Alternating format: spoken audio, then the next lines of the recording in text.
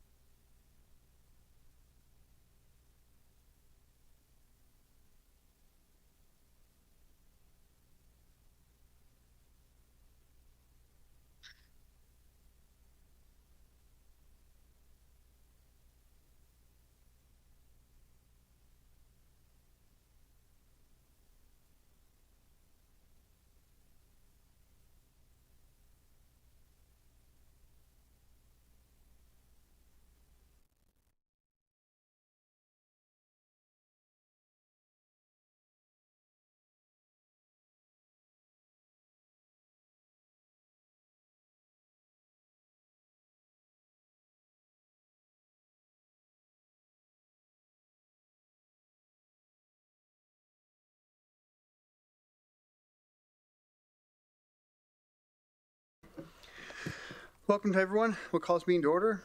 I'd like to humbly acknowledge the land which live, learn, work, and play is Treaty 8 territory, traditional lands of the Cree and Dene, and unceded territory of the Métis. And for record, we have Councillor Cardinal and Councillor Ball joining us via Teams, as well as CEO Hunter. And councillors, if you have your cameras turned on so for the voting purposes, we can see your hand raised, please. If anyone in attendance wishes to address council on any of the agenda items, please register now at Legislative Services Desk, as we'll only be calling upon those who have registered to speak. You must register previous to your agenda item being presented. Registered delegates are permitted 5 minutes to speak and must remain on topic. And before we adopt the agenda, does anyone wish to serve a notice of motion? Councillor Dogar, you have a notice of motion?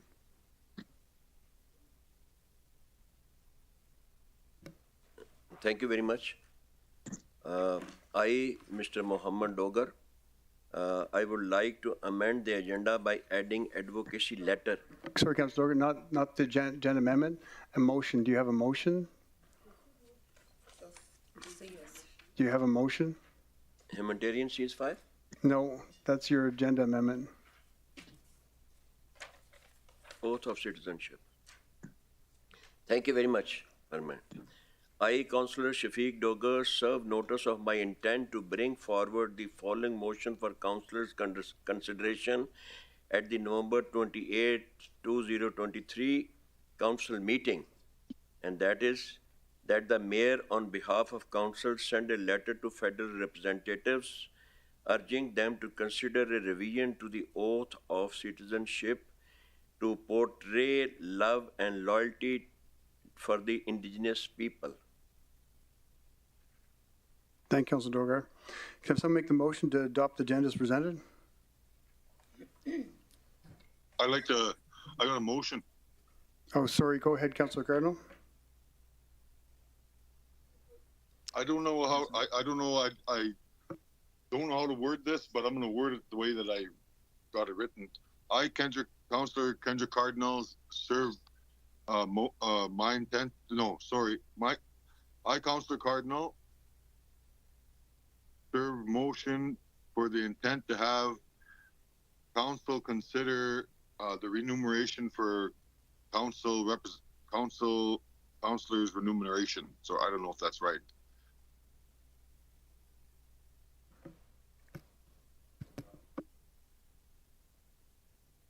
And when would you like that to come back for debate, Councillor Cardinal?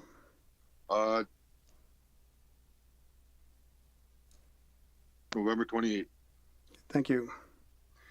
Now, can someone make the motion to adopt the agenda as presented? Councillor Weigel.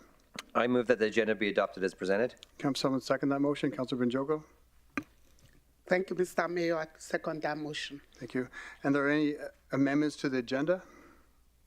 Councillor Boussier. Yeah, I move that the agenda be amended by moving items 5.2, the Fort McKay Métis Nation's capital request, and item 6.2, the off-highway vehicle OHV plan pilot project, to follow the consent agenda. Thank you, Councillor Boussier. Are there any other amendments to the agenda? Yes. Councillor Dogar. Thank you. I would like to amend the agenda by adding advocacy letter Gaza humanitarian ceasefire as the last item on today's meeting agenda, and that notice related to and this item be waived. Thank you, Councillor Dogar. All in favor? Can we just confirm? So this is just on the amendment? Yes. All in favor? Yes. That's carried unanimously. Thank you.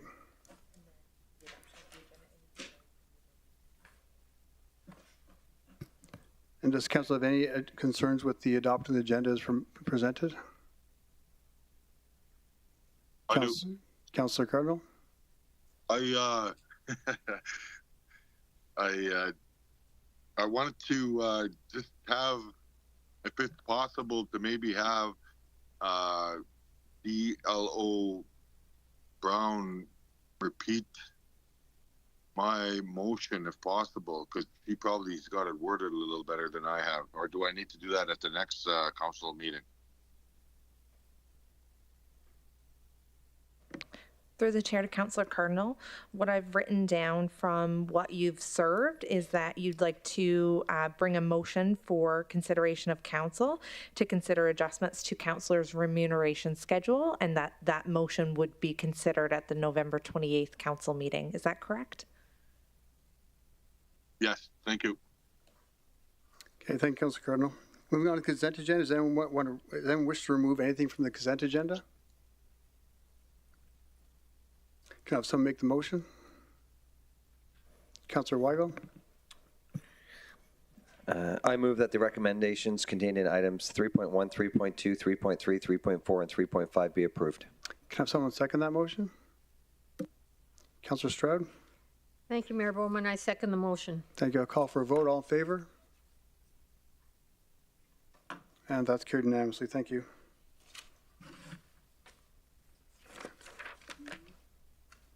Now we're moving right to item 5.1.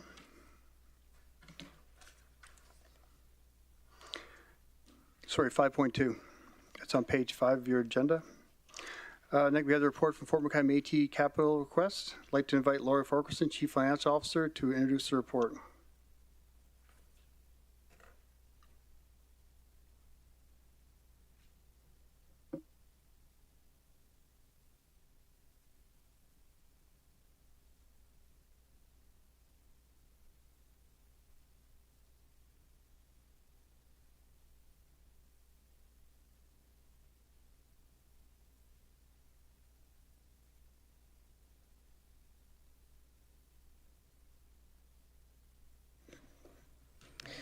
Good evening, Mayor and Council. For the record, my name is Laurie Farquharson, Chief Financial Officer. This evening, I'm presenting a report in response to a capital funding request from the Fort McKay Métis Nation. In January, July, and August of 2023, the Fort McKay Métis Nation met with administration. Sorry, Laurie, can you hold on for 1 second? Councillor Walkman? I'd like to declare a conflict of interest. Okay, thank you. Sorry, go ahead, Laurie. In January, July, and August of 2023, the Fort McKay Métis Nation met with administration. Discussions included a report for municipal grant and/or municipal compensation for the proposed paving projects. The request parameters did not align with existing programs, projects, or Regional Municipality of Wood Buffalo grant opportunities. As such, Fort McKay Métis Nation was advised to pursue potential grant opportunities with the provincial and/or federal governments. Subsequent to these meetings, the Fort McKay Métis Nation unilaterally paved their private roadway and parking lot and have requested that the RMWB reimburse them for these expenditures. Administration confirmed that the request could not be supported for the following reasons. The roadway and area in question was not municipally owned.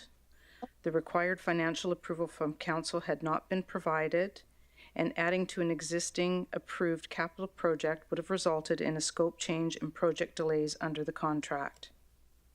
The paving request for the Fort McKay Métis Nation parking lot of $105,786.45 and private roadway of $148,691.55, totaling $254,478, was not approved by administration.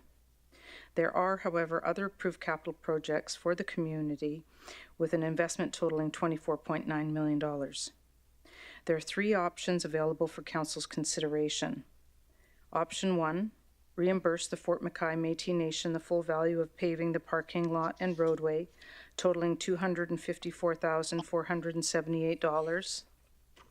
Option 2, approve only the road portion of the paving of $148,691.55. Option 3, deny the request and refer the Fort McKay Métis Nation to pursue provincial or federal funding opportunities.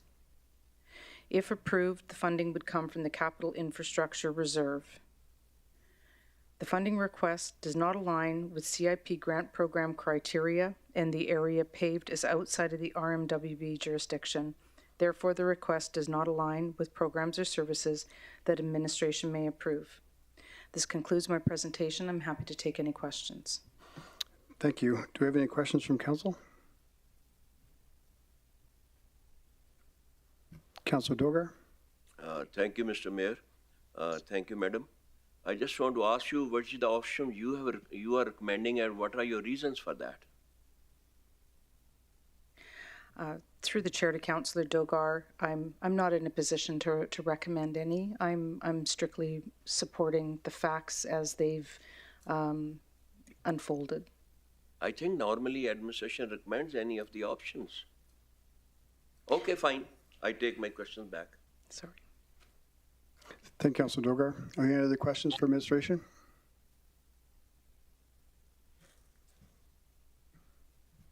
I'm not seeing any, so thank you, Laura. Do we have any other delegates this item? We have registered delegates from Fort McKay Métis Nation. Just Jennifer.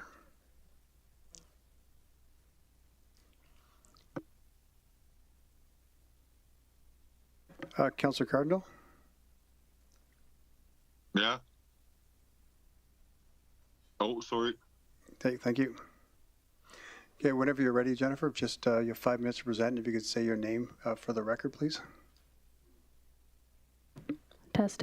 Perfect. Hello, everyone. Good evening, Mayor Bowman and members of council. For the record, my name is Jennifer Vardy. I am the Director of Government Relations and External Affairs with the Fort McKay Métis Nation. Joining me online is incumbent President Ron Quintel. I'm presenting on behalf of Fort McKay Métis Nation and our rationale for requesting the $250,000 in relation to our community paving. Before moving on to the next slide, I'd like to take a moment and acknowledge that this week is Métis Week, November 12th through the 18th. Fort McKay Métis Nation is one of 6 Métis communities within the municipality of Wood Buffalo, and I encourage everyone joining us online and in person to take a few moments this week to learn more about the Métis and the Métis culture. The Fort McKay Métis Nation is requesting $254,478 be allocated from the Capital Infrastructure Reserve to pay for community paving costs. In April of 1995, Fort McKay joined the RMWB via amalgamation. In March 2018, the Fort McKay Métis Nation purchased 492 acres of land, becoming the first Indigenous community in Canada to purchase our traditional land. For 23 years, the Hamlet of Fort McKay was the responsibility of the RMWB. Over those years, we had limited RMWB investment. As of November 2023, we have no sidewalks, we have no streetlights, we have no community center, we have no cultural center, we have no health center, we have no recreation center, and we have no stores. There has been movement over the past few years to provide these essential services. However, as of today, in the past 23 years, we still serve as the most underserved hamlet within the RMWB. Some important information. The Fort McKay Métis Nation is a member of the RMWB and does pay taxes. Under the current law, the Fort McKay Métis Nation is recognized as a non-for-profit society. All funding provided through the Government of Canada or the Government of Alberta is grant-funded and open to all non-for-profits. The Fort McKay Métis Nation owns the land and pays for our houses and buildings. We pay for all community events, social programming, health programs, mental health and addiction treatment, post-secondary schooling, etc., out of our core budget. Our annual budget comprises a percentage of our profits from the McKay Métis Group, impact agreements, and also grant funding. We do not receive any specialized government funding for being Métis. This area in question is our community hub. We host all community events and programming from elders to prenatal. Why did we pave the road? Fort McKay Métis Nation acted in good faith that the RMWB would reimburse us for the paving costs, as we have communicated to the RMWB this need numerous times. Our community has requested and expressed its desire to attend events without additional barriers. This is the only road that has access to our 2 public buildings, our admin and community office, and it is a primary road to a number of residents. This is now a secondary paved road. It's now suitable for large trucks, and in case of a breakdown on the main road via construction or obstacles, we do now have a secondary road that can host those larger vehicles. Dust and ventilation. Residents cannot open their windows due to the excessive dirt caused by the unpaved roads. This restricts airflow and ventilation and making it very uncomfortable, especially in the hot weather. We do not have sidewalks or street lights. Community members use these roads as an alternative to walking on Fort McKay Road. The lack of light and uneven road has caused many people to fall, especially our elders. Residents in wheelchairs who require assistance cannot enjoy cultural events or festivities without having someone physically escort them from one place to another due to the uneven roads. Garbage collection. The large potholes and flood areas prevent the garbage trucks from going up the road. I'm going to skip because I only have about 45 seconds. The same goes for water delivery and for school buses. The school bus would actually get stuck driving the kids. And what would happen is they would drop the kids off on Fort McKay Road, and the kids would have to go into the ditch and over to be able to get to their houses every day. And in the snow, not very fun. We got approved for mailboxes via Canada Post, and what has to happen is the area has to be well maintained and accessible to the public for us to be able to provide those. Our rationale for the request: public interest and safety. The road, although privately owned, is used by the general public, and paving it would increase its safety. Historical responsibility. Since the municipality previously owned the road and did not pave it, they do bear responsibility for its current state. Paving the road could be seen as fulfilling a historical obligation.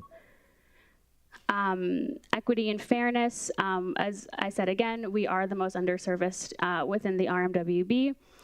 We do have intent to bring this back to strategic planning that aligns with the RMWB.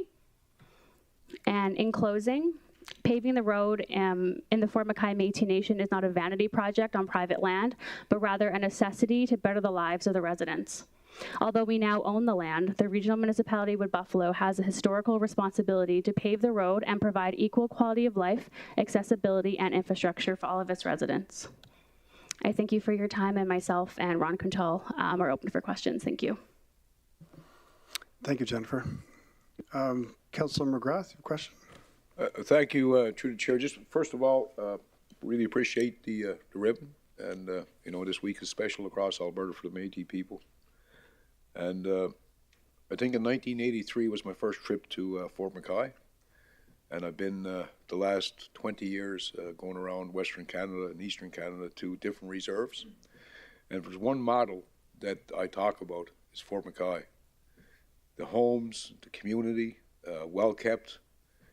Chief gym, I see an elder center, kids center. Kids get fed every day. I think Fort McKay is an example for a lot of us. And I understand your request, but one question I got to ask you is, was there a promise made to you? Was there a promise made to you that the city was going to pay for this parking lot? Because it sounded like in good faith, and in good faith to me is, if me and Bride make a deal, if I break it, I'm not a good guy.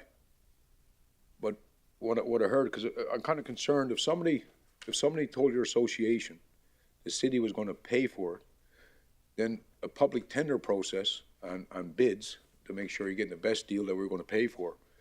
I guess my question through the chair would be, has the leadership and the president of the Métis in Fort McKay, were they promised a promissory note or some that said that you go pave it and we're going to pay for it? Because that's to me, that's not in good faith. Yeah, absolutely. Through the chair to Councillor McGrath, I believe that incumbent President Quintal is online. And just because you mentioned leadership, I wanted to make sure I gave him the opportunity to speak first, because you were speaking directly to leadership. Yeah. Ron, can you hear us? Thank you for that. Yeah, can you guys hear me? Am I coming through? Yeah, you are. Go ahead, President Quintal. Okay. Thank you. So thank you for the question through the chair, Councillor McGrath. Though there was no formal promises made, what we have had is numerous discussions in relation to reconciliation and increasing the level of service to the community.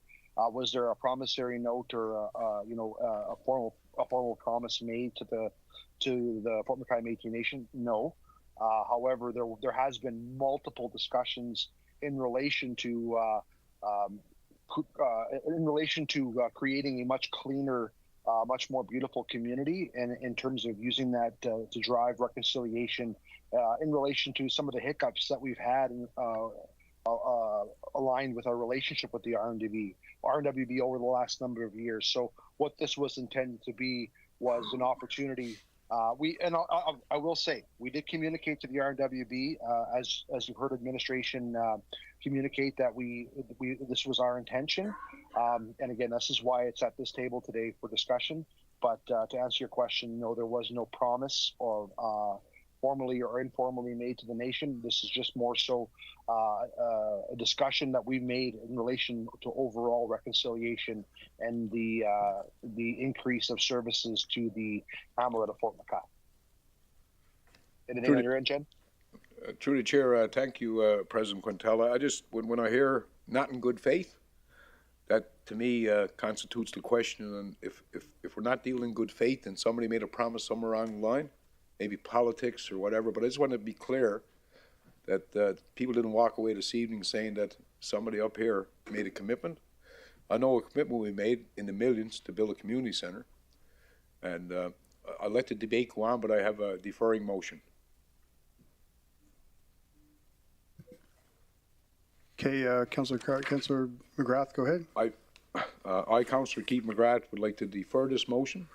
We're 2 weeks away from budget, and we know our cash is drying up, and I would like to defer this until we explore what was promised. And by no means do I think I'm slighting anybody in this community, because I think that we're pretty good at doing the best we can for the communities. And I just, what I heard tonight was a broken promise. I know it's not. I've been around here for 10 years, and we treat all the communities good. And I'd like to defer this motion because we're so close to budget cycle. And maybe we can find a 250, but I don't want to spend 250 if we still have kids not getting fed. And I just like to, however Jay would like to word, I'd just like to take this item and defer it. Okay, to be clear, do we want to defer it until the budget deliberations of December 11th to 14th? Please do.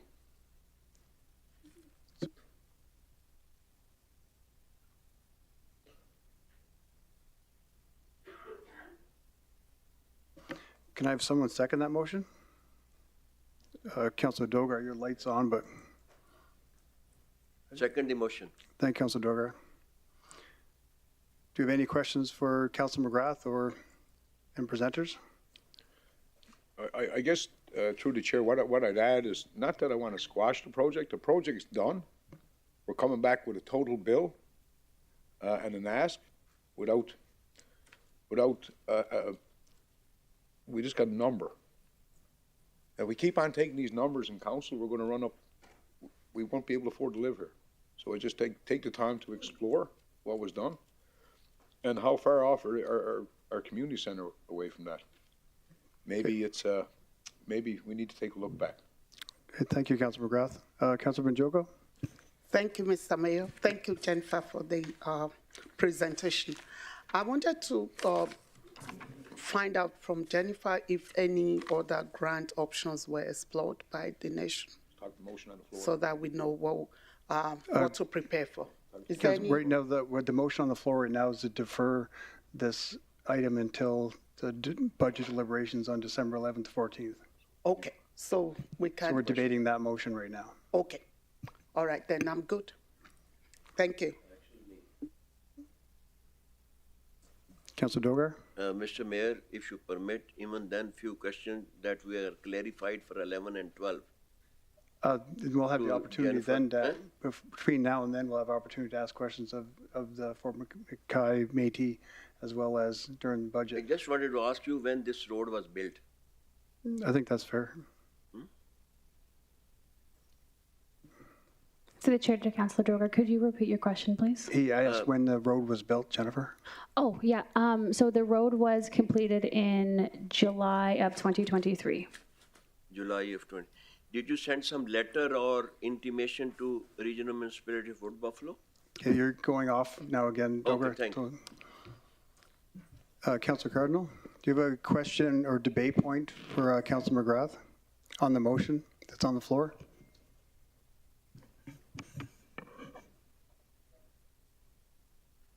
Thanks to the chair, to Jennifer, thank you for the presentation, and President Quintel for the comments and some information about the project. I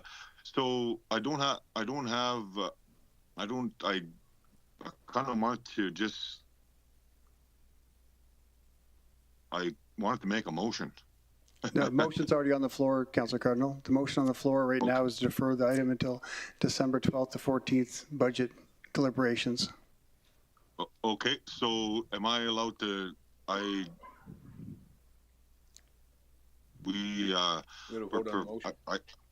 sorry, I don't want to, so when can I make my motion?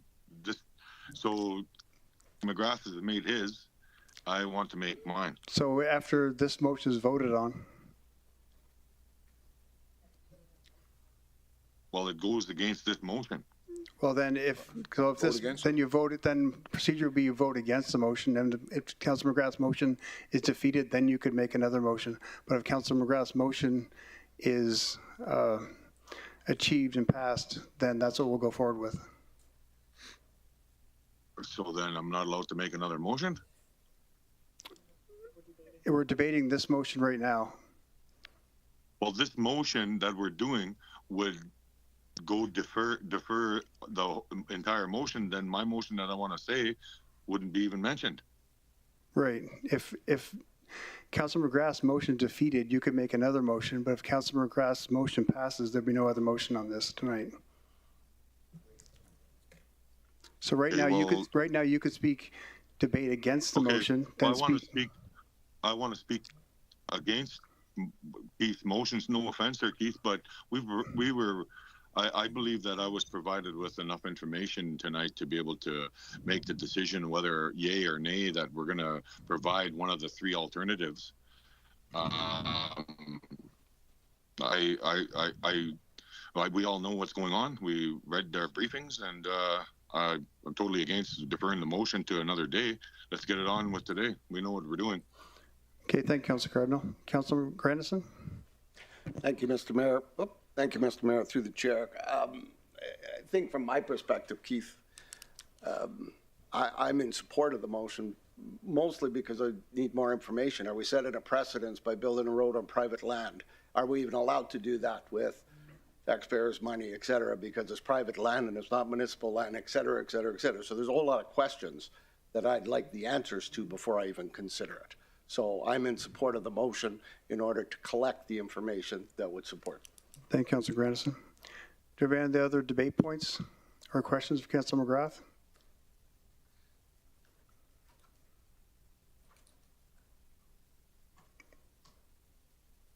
I'm not seeing any. That's part of the motion. I got. Okay, go ahead, Councillor Cardinal. Where's the administration? I wanted to ask administration about something. Is that, can we go back there? Yeah, we can. That was about the motion. If you're good there. Thank you. It's regarding the motion, so thanks, Jen. Administration, I guess, can provide us with some information. I guess my question would be to administration of planning and development. Are we able to go in, and have we done it before, built roadways on private land?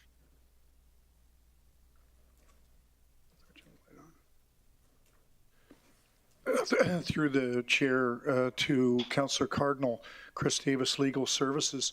I'm just reviewing on pictometry the land ownership and confirming that Lot 3 Fort McKay plan is privately held, and it would be unusual for the municipality and perhaps unprecedented, but I can't say here on the floor of council that we've never done it. But as the financial services director and our chief financial officer, Lori, explained, this would be very unique circumstance, and that was one of the reasons underlying the three options that were put before council. So As Councillor Grandison points out, it is a very unique and potentially precedent-setting request.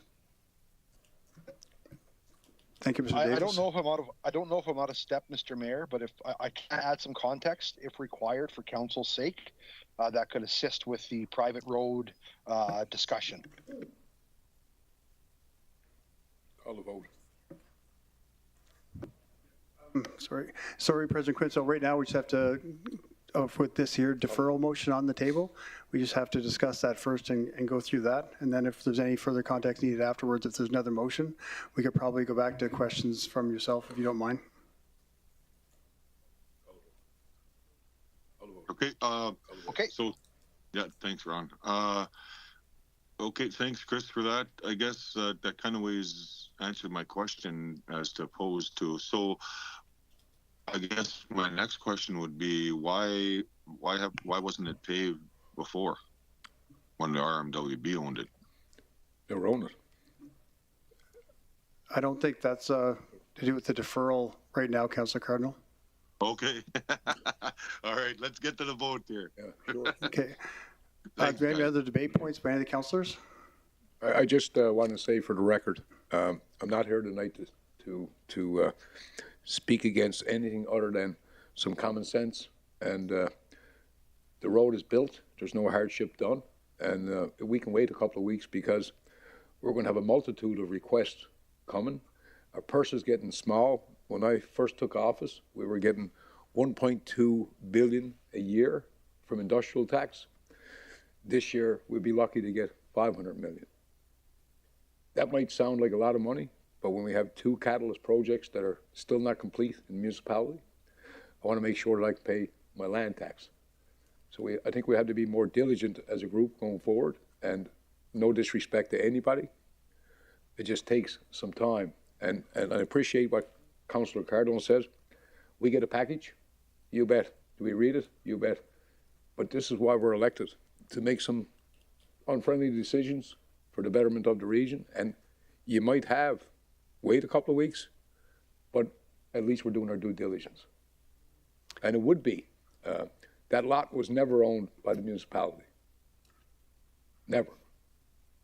Okay, thank you, Councillor McGrath. And thank you, Councillor McGrath. And also for the record, I do support the motion. I think we're going into budget season, so we have budget coming up. We have large capital projects, so I think this can be something to be discussed during budget and with more information for everyone. Councillor Dogar? Thank you, sir, for giving me the chance. I'm talking about the same thing. The postpone which councillor, my worthy councillor asked for budget, I second it because of the reason, and after seeing the process notes, the denial was written. So this is a very respectable community and two respectable people are presenting it. We should not be going for denial and we should put no more input in it so that we are more clear to help the community. We are here to help the communities, all the communities. Thank you very much. Thank you, Councillor Dogar. Councillor Benjoko? Thank you, Mr. Mayor. I'll be supporting this motion that Councillor McGrath put forward. But I think there's value in us giving clear direction to Fort McKay as to what we would expect, apart from the dollar value. Did that make my point, Mr. Mayor? Yep. So I'm thinking they shouldn't come back again in another month and they don't have the questions that we want answers to. So one way or the other, I think we need to communicate our questions, including what I asked. Thank you. Thank you, Councilor Joko. I agree. Do we have any other questions or comments from debate points from council? I do. Okay, Councillor Cardinal. Good motion, Keith. No, I'm just kidding. I'm good. Thanks. Okay. Thank you. Thank you, Councillor Cardinal. Do we have any other debate points from council? Not hearing any. I'll call for a vote. All in favor? And against?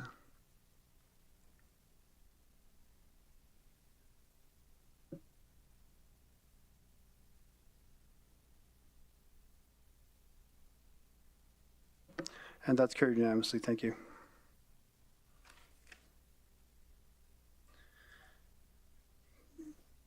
Can someone let Loretta know?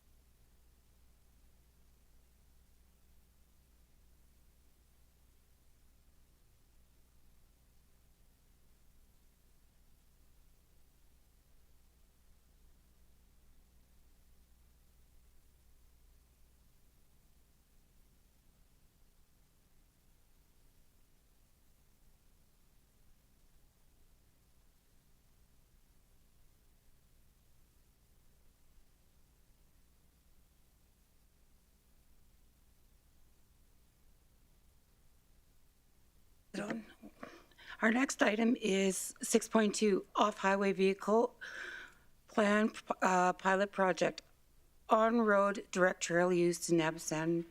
Mayor Bowman. Thank you, Deputy Mayor Walkwin. So if there's no objections from council, I'd like to present a slightly revision to my original motion by adjusting the date from end of 2023 to the end of the first quarter of 2024. Motion being that administration be directed to bring forward a plan for a future pilot project that would allow for off-highway vehicles, OHV, on the road/direct route to trail use in Abasand. Such a plan to come forward before the end of the first quarter 2024.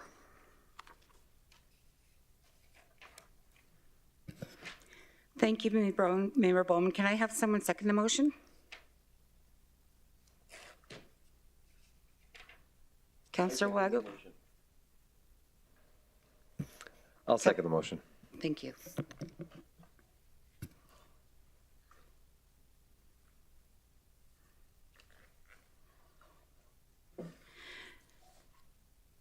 Mayor Bowman, you may now speak to your motion. Thank you, Deputy Mayor Walkwin. My thoughts behind this motion are pretty simple. We've been talking about OHV use. We're a community that uses OHV, whether it be in the bush, and we have had different motions come forward. We've heard two different sides of the story, some from residents that complain about OHV use when it's not being used legally, and others complain we don't have enough. We identify as a northern community, and that's what our community sees, and people move here to be in the north. People don't move here because it's a tourist attraction. They move here for work, and they move here to be a northern community. So this motion here, it goes back to Abasand being a great place to start a pilot project. It's completely surrounded by wilderness, completely surrounded by trails. And if anybody in this room has been to Abasand, there's always vehicles on the road now and take trails and that sort of thing that with proper rules, it could be made safer. So I think this is a way to put it out there, and the bylaw will be there for the community to use and for them to lose. If you all follow the rules, the bylaw would stay, the bylaw would work to benefit people in the community. And if it's abused, then the bylaw, they lose that bylaw, and we can stop the conversation about if you allow this is going to happen. If you don't allow this is going to happen. This will be something that would put the rubber to the road, so to speak. And we talk about safety in the community. We have 14-year-old kids that can drive mopeds. So telling me that a 35-year-old adult that's had a clean driving record for 20 years is less safe than a 14-year-old kid driving a moped, I beg to differ. So I think it's just a chance for us to give the community a chance.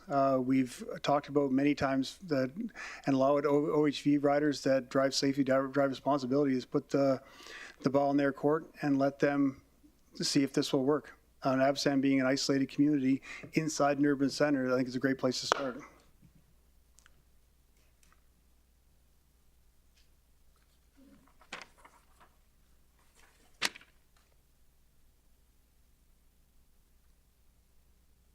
Thank you, Mayor Bowman. Understanding we may have members of the public who wish to speak to this item, we will now move on to the delegates.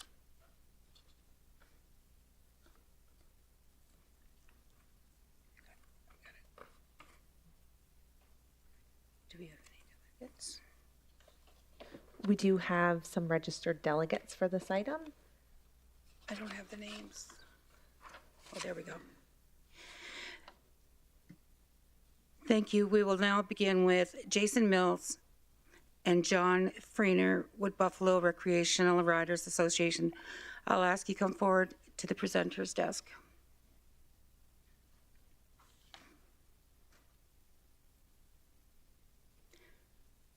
Good evening. Please state your name, your full name for the record. As a reminder, you have 5 minutes to speak to this item. Following your submission, please remain seated for questions from council. It's Jason Mills with the Riders Association, Wood Buffalo. Jonathan Feener with the Wood Buffalo Riders Association. Yeah, we're here to speak to you guys about your motion going forward. We have had some positive interactions with your RMW groups throughout the past few months, about 7 months, so you guys come a long way yourselves, as well as our group. We've had many discussions.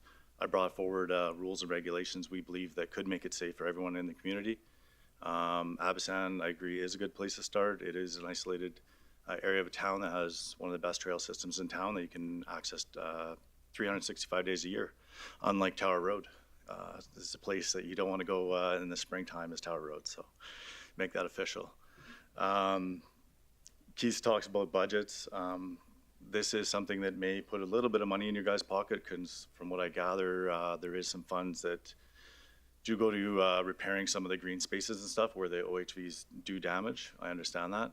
So that's part of the motion to get them off the greenbelt spaces to a safer place onto the road and just use the rules of the road basically as anyone would in their motor vehicle.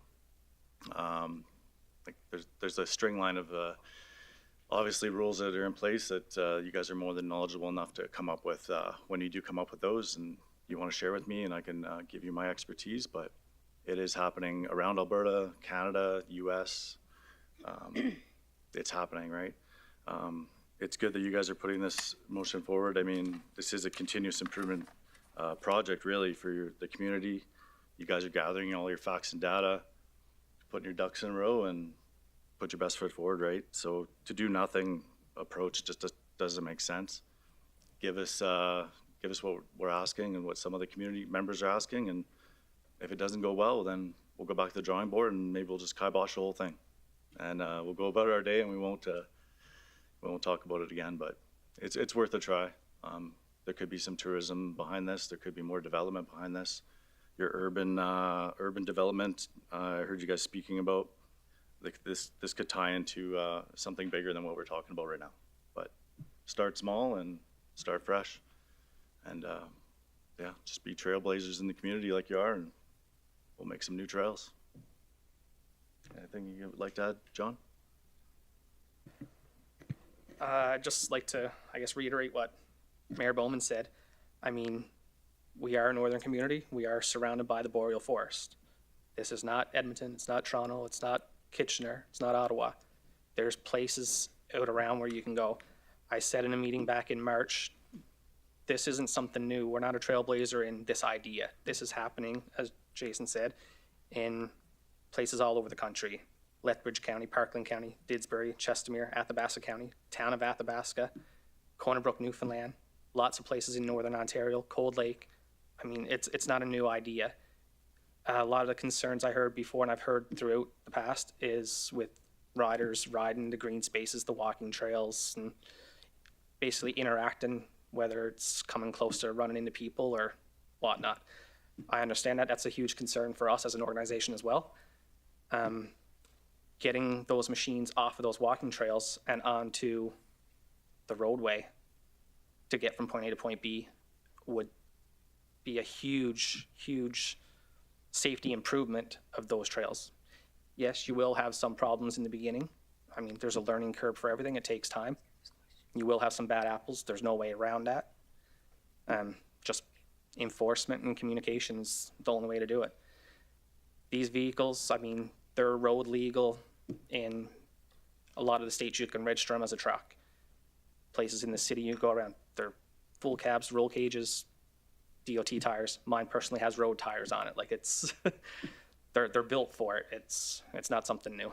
So whether it passes or gets shot down, I'll leave it all in your capable hands. Yeah. Thank you for all the meetings so far, communication. Yeah. That's all I got. Thank you. Please remain seated. I see that we have questions from council. Councillor McGrath. Thank you, and through the chair, Johnny Abraham and Shar trying to be pretty happy to know that the work is carrying on to you guys. I think in '85 I had a 660 Cutlass Polaris, and then Parker sold me my first 650 in '92. Them things were like rockets. Frankie Richards, Richard McKenzie, and Mel Ruling were probably the fastest guys, and then came the Clipper. And I think thank Mayor Bowman, because we're always going to have ATVs up north. What other stuff can you do when it's dark, 16 hours a day? It's a reason, I believe, it's going to happen. Our legal department can tell you. We have lots of complaints, but I would say we really noticed it after the fire, and we made those fire breaks. And you got little Johnny popping down the trails doing 80 or 90. And all it takes, you know, is for a kid to come out of the backyard and get mowed over. That'd be terrible. And I believe that was put forward through the recovery committee, that these common areas of trouble, if we had Alpac come and plant some trees, it would slow people down, but you'd have to drive out around them. So I think what Mayor Bowman is proposing is something that we actually do already. We just make it more habitable. We can license the machines, like it's done up in Northern Ontario and those places. I mean, we can't go down to Lance's place from Birch Road and over across to watch these Christmas decorations anymore, because you can't get away with that. But what I'm saying is, I believe it's an activity that we need to steward to take a population that's sinking by 2 or 3% every year and give people a reason to call Fort McMurray home again. So I commend you guys, because all we need to do is put some rigor, and we can't spoil it all for a couple of bad apples.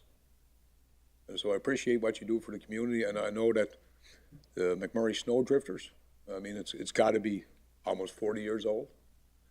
And we used to leave here in town and go to Anzac and have that cross-country race. And if Frankie ran you in the bush, you got a new machine the next day. But I think that it's a part of our life, and I think that what the mayor's proposing, we're already at it. We just need some rigor. So I appreciate you bringing it forward, Mayor Bowman, because when we started snowmobiling, there was 6 areas you could drop machines off. But it's kind of ridiculous that a person lives in Cartier Park, has to load up a trailer and a truck, when he can just go out the back gate. And I think that's the things we need to do to build a community. Just the staple activities to bring families back together again. And you're right about the machines. We were buying them for $1,000, but now they're 40. So that's why I had to get out of it. So I appreciate what you're doing in the community. Thank you. Thank you, Councillor McGrath. Councillor Dogar.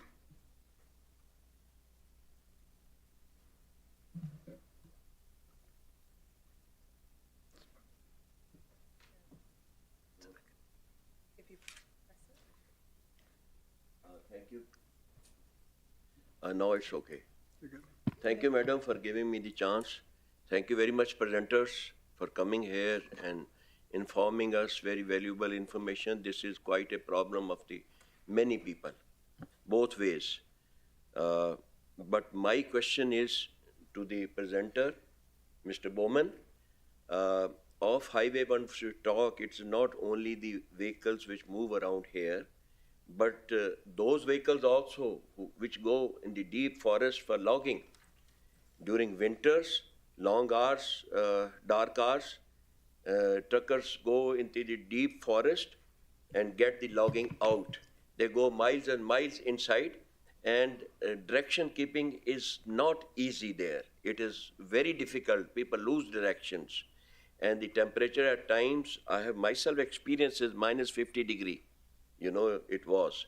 So I will request him to include that portion also, to think something about their safety also, some directions also, or immediate relief if there's somebody wants from there.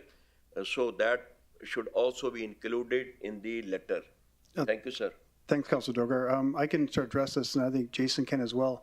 So this motion today is just for a pilot project in Abasand, but I do know the OHV group, I'll speak to that right now, and thank them for all the work they've done. And that being what he's been doing alone, even before he started his OHV group, was mapping out all the trails in the RMWB, and he can speak to that. But that's part of what he's doing and what the OHV group is doing. And they do right now. If there's someone that's stuck on Tower Road, or they have a location in the bush, even by mapping, there's people on that group that have them out within an hour. We just had a young family that was north of Tower Road somewhere the other day. They were, is it you? Are you? It was you, yeah. Yeah. So with his family and his OHV, and it was cold. They were coming in, they're wet, and another rider went in and knew exactly where they were because of the trails they produced, and was able to rescue them just through that group there is. But if you can speak to that anymore, Jason. No, it's exactly what you said. Like, we've been doing this for a long time. It's an official registered nonprofit association since April 6th, but even long before that, like, we were always helping each other out. We're in the backcountry, we're alone, so you got to rely on the people around you. I ride a lot of Richardson backcountry. It's the same thing, man. You're like 200 kilometers away from nobody, so you have to rely on the people around you and GPS locations. You got this group now. I got 4,200 members on there. Some of them are overseas, but who's counting? I got to clean it up a bit. But yeah, we definitely have a couple thousand residential Fort McMurray residents. They utilize that page for safety as well. And myself, Johnny, any one of the other directors, I got Jason Corby behind me as well. We post on there like about thin ice, like road conditions. Talked about Tower Road, like it's a no-go zone really in the spring. I don't promote going there at all. It's consistently just reminding people of the dangers, and other groups, and like you mentioned, the snowdrifters. I want to try to get anyone off those trails as well, because it puts danger in the trails that the snowdrifters develop, and they have a program and they groom their trails, right? Like ATVs don't necessarily need groomed trails, but they do, so they want us to stay off them. So I try to communicate, like their mapping, show where they're at, stay away if you can, right? I mean, there is some, trappers in the area, so they do have to access those areas at times, but everyone uses respect, and it goes a long way. We talked about the dog sledders last year too, so again, that's a safety thing. The dog sleds, I'm going to bring it up.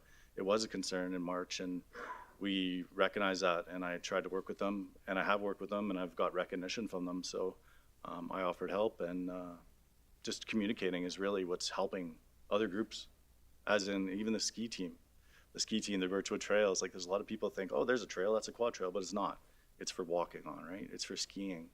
So if you get these people off these walking and skiing trails and onto the public roadways in a safe manner, controlled to the trail systems in the backcountry, then we may see less calls about complaints about OHVs and damages that they cause, right? So there's a lot of positives, right? There's always, with every positive, there may be a couple negatives, but I think the positives outweigh what we're looking at here today.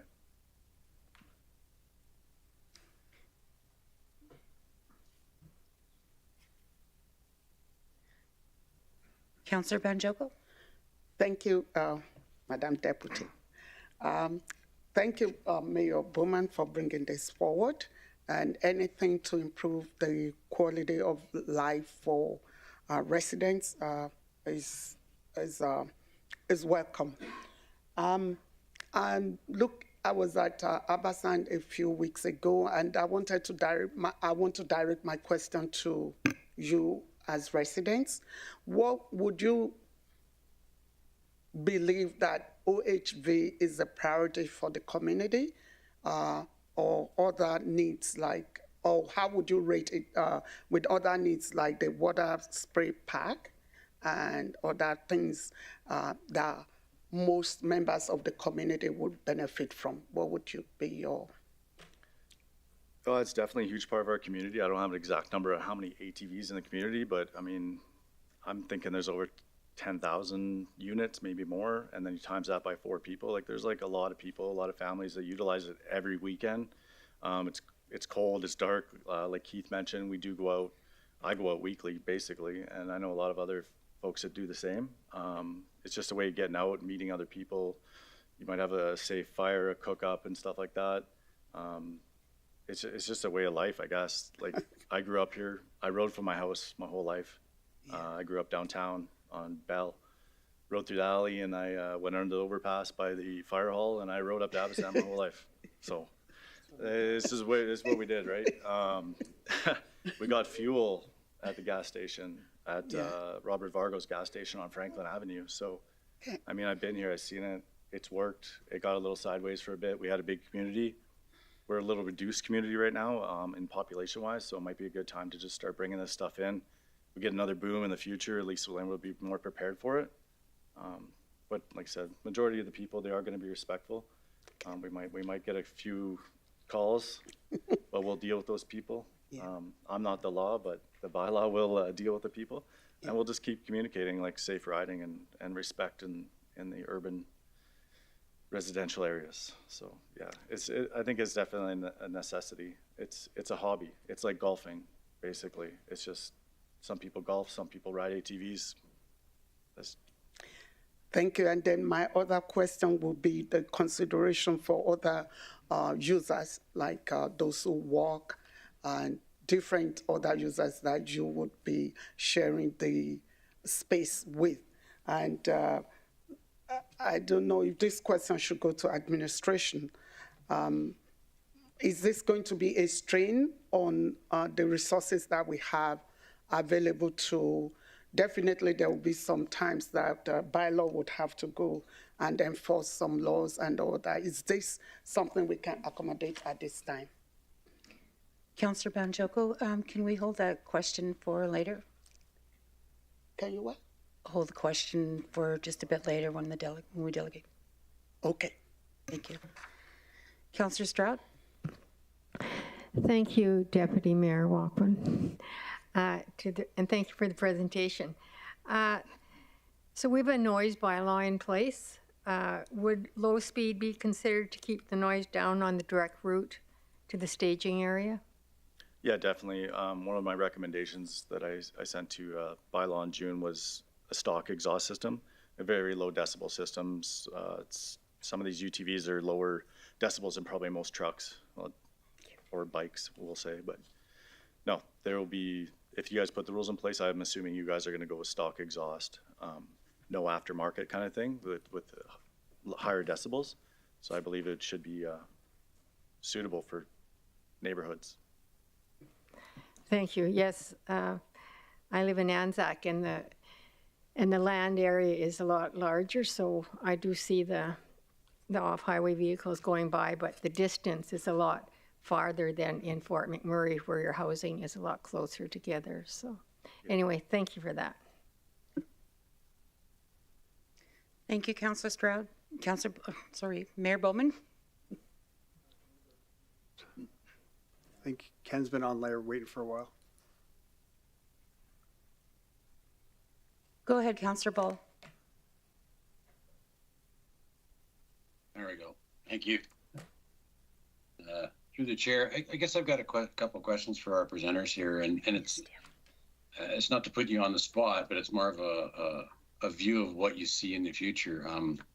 I heard a couple of communities mentioned by you that accept this usage in their communities, and I have spoken to Athabasca, and I have met with the members in Chestermere, and those two communities couldn't be further apart in what they allow. So I'm trying to, because I mean, as you know, Athabasca is a single network, single corridor that runs basically north to south through the town, whereas Chestermere, it's a free for all. You can go anywhere. So what would you be looking for?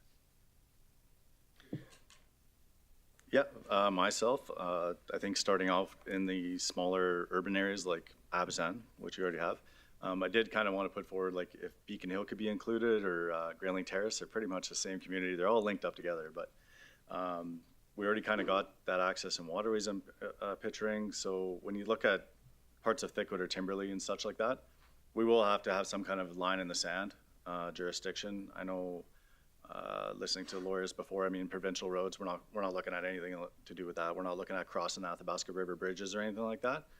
We're just trying to isolate the guys that are closer to the bush line, the green belt spaces where you're getting that traffic. Like, try to understand where people are actually riding from, and just map out the whole area and get one artery instead of, like, it's not going to be a free for all, like you mentioned. Like, I don't think everyone should just like twist and turn out every turn and every road. We got to designate where we're going to be riding when it comes to the Timberley area. Abasand, I mean, it's pretty straightforward what they're doing there. There's only a couple roads in a loop, right? So that's kind of where I think you guys should go with it. But when it comes to that point, if it does, then we can discuss further what the right thing is to do. Okay, all right. Just further to that, so like I spent a lot of time with one of the councillors in Chestermere talking about what they did, and they did a 1-year pilot program and just kind of tested out how it was going. And it's now evolved into, you can utilize any roadway in Chestermere. I mean, it's a city of 20,000 people, so long as the speed limit is below 60. Of course, and it's day and night, so you can run the roads during the day or at night. But you do have to have the safety equipment on your bike, such as signal lights, horn, and there's a few other things. So I just was wondering if that's what you were looking for. I mean, obviously the highway corridor kind of trumps that. I mean, you're not going to be able to go north to south through the community. I get that, but Thickwood Boulevard's under 60, and that it would work in that's what they would use or 60 or under, sorry, and that's what they use in Chestermere. Yeah, so just to touch on that there, I'm not sure of the extent that each of those municipalities allow. As you said, Chestermere sounds like it's a free-for-all. It is. Me personally, I'm not looking for a free-for-all. I don't think anyone is looking for a free-for-all. Back in March at the council meeting, some people that were against it were sort of under the impression, or I get the impression they were under the impression that it would have been a free-for-all and ATVs and UTVs could go anywhere, whenever they want. That's actually the exact opposite of what we're looking for. We're trying to get people and these machines off the walking trails, off the green spaces, onto the roadway to get from point A to point B. No one's looking to use their side-by-side as a vehicle to take the family down Thickwood or down Confed or down Franklin Avenue for a Sunday drive. I don't think that's the intent or the idea behind it. We're just trying to get out of the city. And with people living so close to the city, I mean, it's an hour process to load your machine up, strap it down on a trailer, tow it to a laydown that's essentially for some right across the street, and then go for a ride, then come back and have to load back up and come back home. I mean, it's, for me personally, I've had to do it sometimes, and it's, I think about twice. If I'm not going for a full day trip, it's not worth it to go for a little ride. It's too much. It's just not worth the time and effort to put into it to load up and go. So unless you're planning for a whole day trip, it just doesn't make sense to move. But other than that, you're preaching to the choir. I've got a 6x6, so I get it. So, no, the reason I was saying I certainly don't want to see them on the walking trails, and they aren't allowed on the walking trails in Chestermere. It's road network only. So that was what I was wondering if you were looking for, because I mean, the outcome or the goal of this adventure today is to get administration to come up with a plan. So obviously I'd like administration to have some building blocks to start with, and if it's a free-for-all, then that's your building blocks, or is it more of a fine-tuned area? We want to just have this area or that area. So your input's valued, and I appreciate it, and I do support this. Thank you, Councillor Ball. Councillor Mayor Bowman. Thank you, Deputy Mayor Walkman. I just want to thank the presenters for coming this evening, but also for all the work you've done with the administration in the last few months. I think it's come a long way for education. And also I thank you for trying to keep the conversation on track that the motion tonight is only a pilot project in Abasand. We're not talking about making new trails or Timberley or Tower Road. We're talking about right now pilot project in Abasand to see if that works with the community and how that goes. And like I said, it puts the rubber to the road and doing that pilot project. So thanks for trying to stay on track. I know you could talk for hours and hours and hours and hours on the OHV in the community. So thank you both.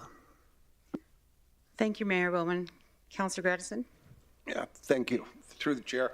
I'm listening to the whole conversations. I still live on Bell Crescent, and people still go down Bell Crescent and under the bridge and up onto the, I've been down there for 25 years, and it's been going on for 25 years, right? And part of what goes through my head in listening to the conversation is I don't think we're talking about new people. We're talking about organizing the people who are already doing this to a great extent, and trying to ensure safe access. I happen to know somebody who was killed by a rogue quad doing excessive amounts of speed in the dark, not on a roadway.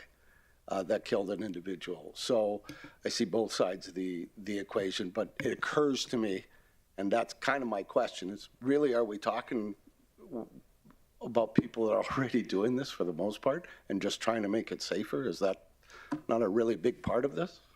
Yeah, the people you're seeing basically daily on your street or any other parts of town, we're trying to get them to use the roadways eventually.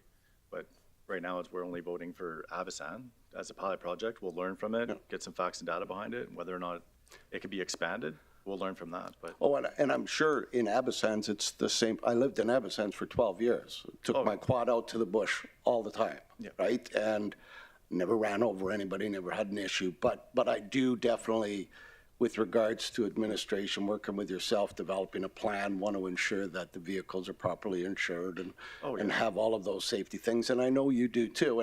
And it occurs to me, and please, this is more of a question. It occurs to me that there may be greater access for our policing agencies in understanding the users when you have kind of a method like this. People, it's a much smaller group, and people know who's doing things they shouldn't be doing. So in some ways, it might make policing easier in my mind. So your thoughts?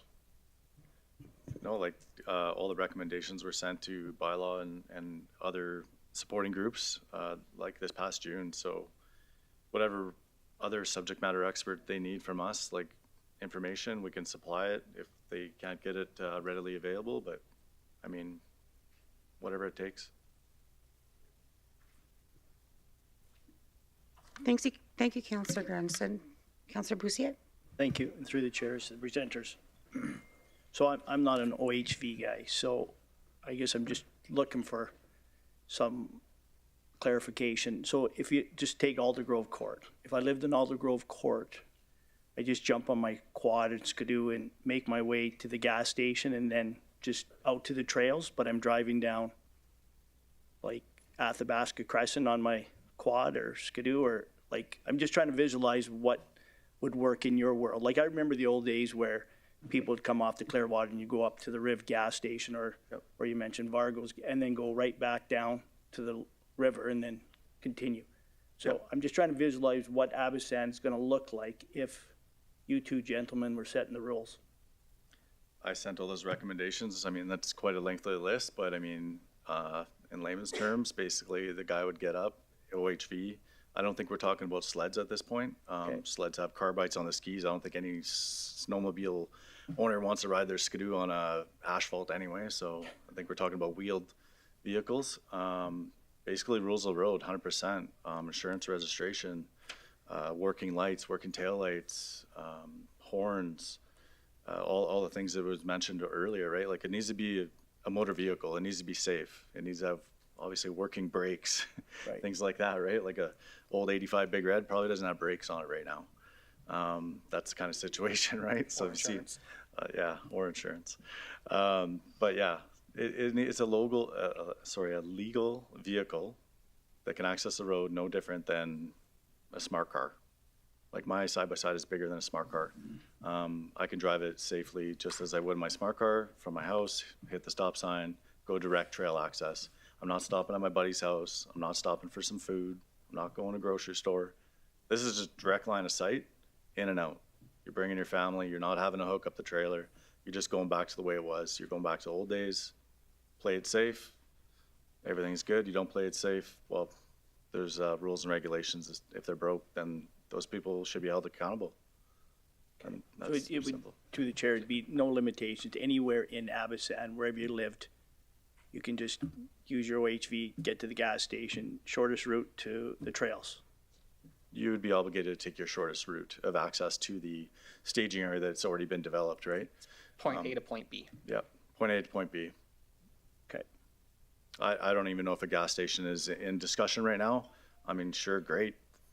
Gas station access could be a great asset at times when you're maybe want to top up and go back in the woods. A lot of these machines last 100 kilometers, and guys nowadays probably only do 50K a day anyway. So, okay. I mean, just gas station access probably. Just to add to that, I mean, I don't know. Councillor Ball said he was talking to Athabasca and Chestermere.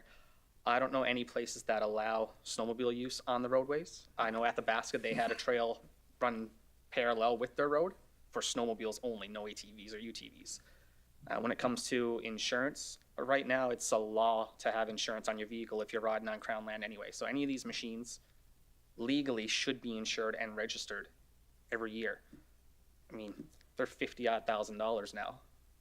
I don't know who's got that kind of money not to insure their vehicle. I know I don't. Yeah, I just know back in the old days, and I don't know if it was just something that was acceptable, but there would be people that would leave the Clearwater and gas up in Vargos or the Riv on their sled or their skidoo, and then typically they go right back to the river down King Street or Centennial, right? So. Yes, and like to go back to the skidoos. Yeah. Snowmobiles on pavement just don't work. You can't steer them. You don't have control of where you go. It's a straight line and bounce off whatever's there to change direction. So that's a no-go. Like, that doesn't work. Okay. Okay, thank you. Thank you, Councillor Lucy. I don't see any other questions from council. You may take your seat in the gallery. Thank you. We're good.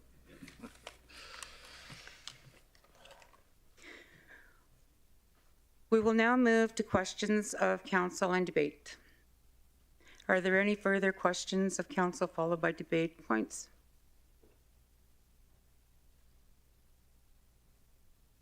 Councillor Banjoko. Deputy Mayor. So I believe I started this question already, and my question is to administration. Would this put a strain or a burden on the current resources that we have for bylaw enforcement? This sounds very good, but we know that we will need to do some work. Unfortunately, when humans are involved, some would still go out of line. So how do we intend to manage this extra work? Thank you. And then maybe I should ask the second question is if there's any engagement or public engagement, public at large, or especially the Snow Drifters Club, for instance, for example, how they feel about this additional use of the space, or if there's any feedback generally from the public, if you did engage the public. Thank you. Through the chair to Councillor Banjoko. We're still at the very early stages internally of discussing what a pilot project would look like. Those have involved some preliminary conversations with the roads team. They do have concerns that there might be impacts on their operations, and that could be something as simple as street sweeping. So if we're having ATVs that are accessing the road system, we're likely to see more mud tracked in if we allow that activity during the summer. So this is why we're proposing, or not proposing, but why the discussion that we've been having with the working group is, if council wants to go forward with this, it be constrained to a pilot in one particular neighborhood, which would allow for that assessment to be done. To some extent, we may be able to ascertain what those impacts are beforehand, but as we all know and we've seen before, to some degree, we're not going to know until we try it. Yeah. Part of the plan, if council passes this resolution or notice of motion this evening, will be that we come forward with a plan on what the timeline will look like for doing the rest of the work to develop the pilot. Part of that would involve, ideally, an engagement with the community in Abasand to identify in particular if they have any concerns, and then it would ideally allow us to help design the pilot in a way that addresses some of those concerns. For example, and this is again just from our preliminary review, we know that the staging area is in a school zone. So we'll, as part of that, likely want to engage in discussions with the board, see if they have any concerns, and determine what we can do to mitigate that if needed. Okay. Thank you. Thanks so much. I think that's it for now. And Mayor Bowman, now that you are sitting next to me, I'm a bit intimidated by the look. But did you, on your own, do any primary work? Did you go there physically to see how this will fit into the community? I can probably answer that after, or I can answer it now. Yes, please. I've lived in Abasand for, I think, 5 or 6 years on Amy Court. And yeah, we were driving back and forth from in the trails. I never owned a trailer for my quad. So it was done as being done now. And I have spoken to many of the residents, as well as OHV users in Fort McMurray, and most agree that that would be a great place to start for a pilot project. And I do have questions, but I'll let Councillor Stroud go. Where's Councillor Stroud go before I come back? Councillor Stroud? Thank you, Deputy Mayor Walkman, and to the presenters, or Mayor Bowman might have mentioned this, but will we be seeing the off-highway vehicle bylaw coming forward with the upgrades? Because we know what the bylaw says right now, prior to this pilot project going forward. Through the chair to Councillor Stroud, in order to put the bylaw into put the pilot into effect, if that is the desire of council, it would require a bylaw. It would not be unlike the HEN pilot project where there would be a particular bylaw that would have to be passed. The working group is also working to update the off-highway vehicle bylaw for the urban service area. And I think it is the timeline that we had aimed for was the end of 2024. End of 2024? That's correct. Okay. That's my understanding. I'd have to go back and review. I don't believe there was a timeline on the resolution, but it's something we continue to work on. Thank you. Thank you, Councillor Stroud. Mayor Bowman? Thank you, Mayor Walkman. Question just for Bylaw, since Erin's here. We talked about safety and being safer on the streets. So in your experience as peace officer and as a resident, if there's a vehicle on the road and the red and blue lights come on, does that vehicle usually pull over on the roadways? Through the chair to Mayor Bowman. Yeah, you're right. Enforcement's difficult that way because that's one of our main issues is we pull up, we try to enforce, red and blue lights go on, and they immediately zip off. Yeah, right. So if there's if it's a motor, like it's a car, like a regular car driving on a regular street and red and blue lights come on, it's a legally driven vehicle, do they take off or do they pull over? It's usually the opposite. They pull over, yes. Right, yeah, so that's kind of where we're looking at to be, and that's kind of the point by this bylaw, is because if people are driving legally and they're allowed to drive legally, the red and blue lights come on, you pull over and you comply with the law. And if someone's on the back trails or on a green belt and you turn the lights on, they're definitely taken off.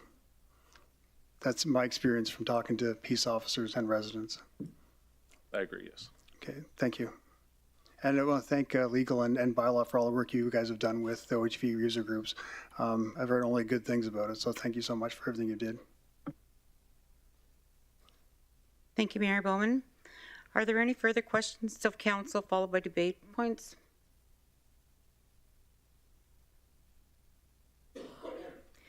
Mayor Bowman, do you have any closing comments before we close debate and begin voting?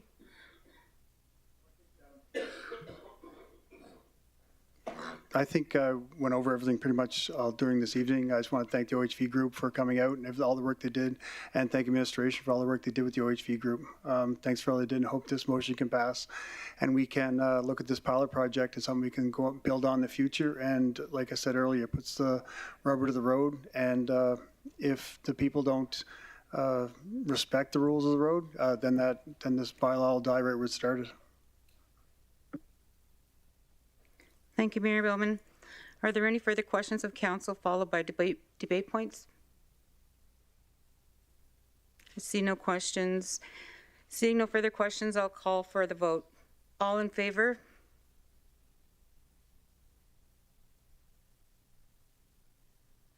Anyone opposed? Carried unanimously.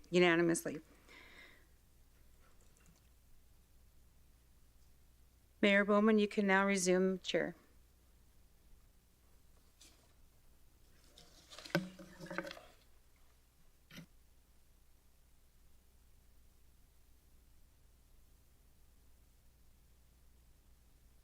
Did I hear recess?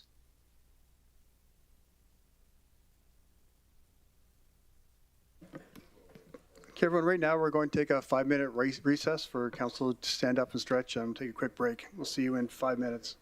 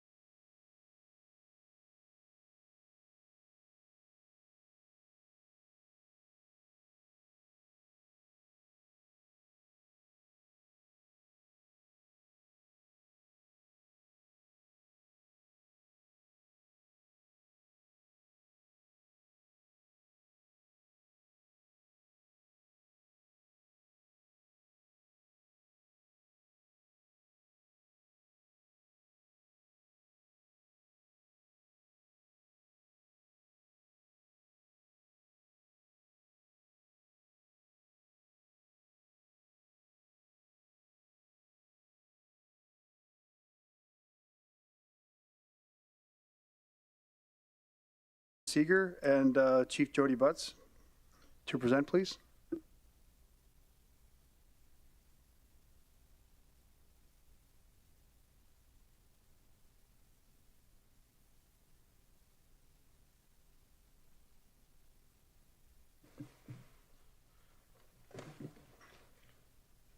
Good evening. My name is Erin Seeger, and I'm the Manager and Deputy Director of Emergency Management for the Regional Municipality of Wood Buffalo.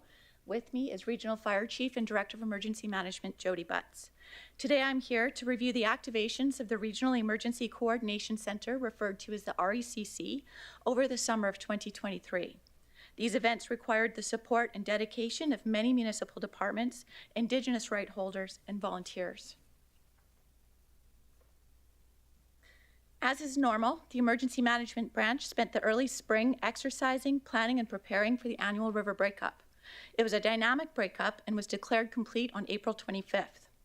On May 2nd, there was a small wildfire on Stony Mountain Road. Due to unfavorable wind conditions and after consultation with the Director of Emergency Management for Fort McMurray First Nation 468, an evacuation alert was issued for Gregoire Lake Estates, Anzac, and 468. Evacuation alerts are to let residents know there is an impending hazard and they should prepare to leave on short notice. On May 3rd, a fire ignited on Ayostra Road, and we contacted various local businesses to ensure they had awareness and egress. The province of Alberta experienced an unprecedented spring wildfire season and declared a provincial state of emergency on May 6th. They escalated to operational level 4, their highest level of activation requiring full coordinated response. We had minimal fire activity ourselves at this point, so we could offer assistance to our neighbors, but we ensured we were well-resourced in case a local situation developed. RMWB Regional Emergency Services deployed firefighters to the MD of Opportunity, structural protection equipment to Yellowhead County, and loaned a sprinkler trailer unit to the town of Swan Hills. The emergency management team stayed apprised of the ongoing events and the measures the province was taking. Our most significant event of the summer was the Rocky River wildfire.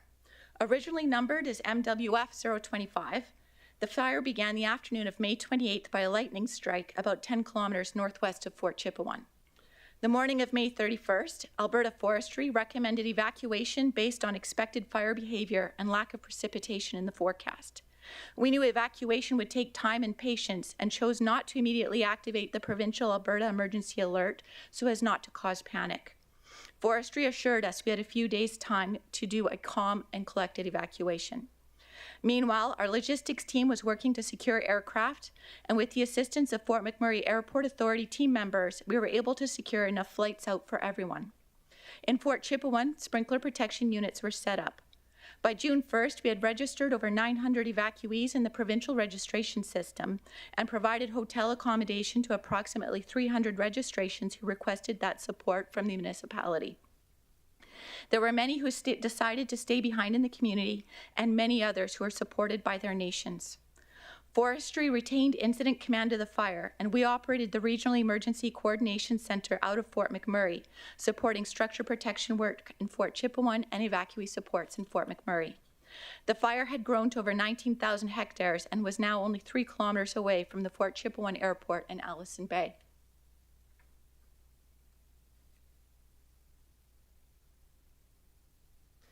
On June 6, ignition work was completed tying the fire to Lake Athabasca. Minimal fire growth was occurring and winds were favorable. In response to concerns about mental health amongst evacuees, Together on the SNI plans were in development as a safe place for evacuees to connect and seek supports as identified. In the RECC, we are working on details of a re-entry plan based on no structure loss.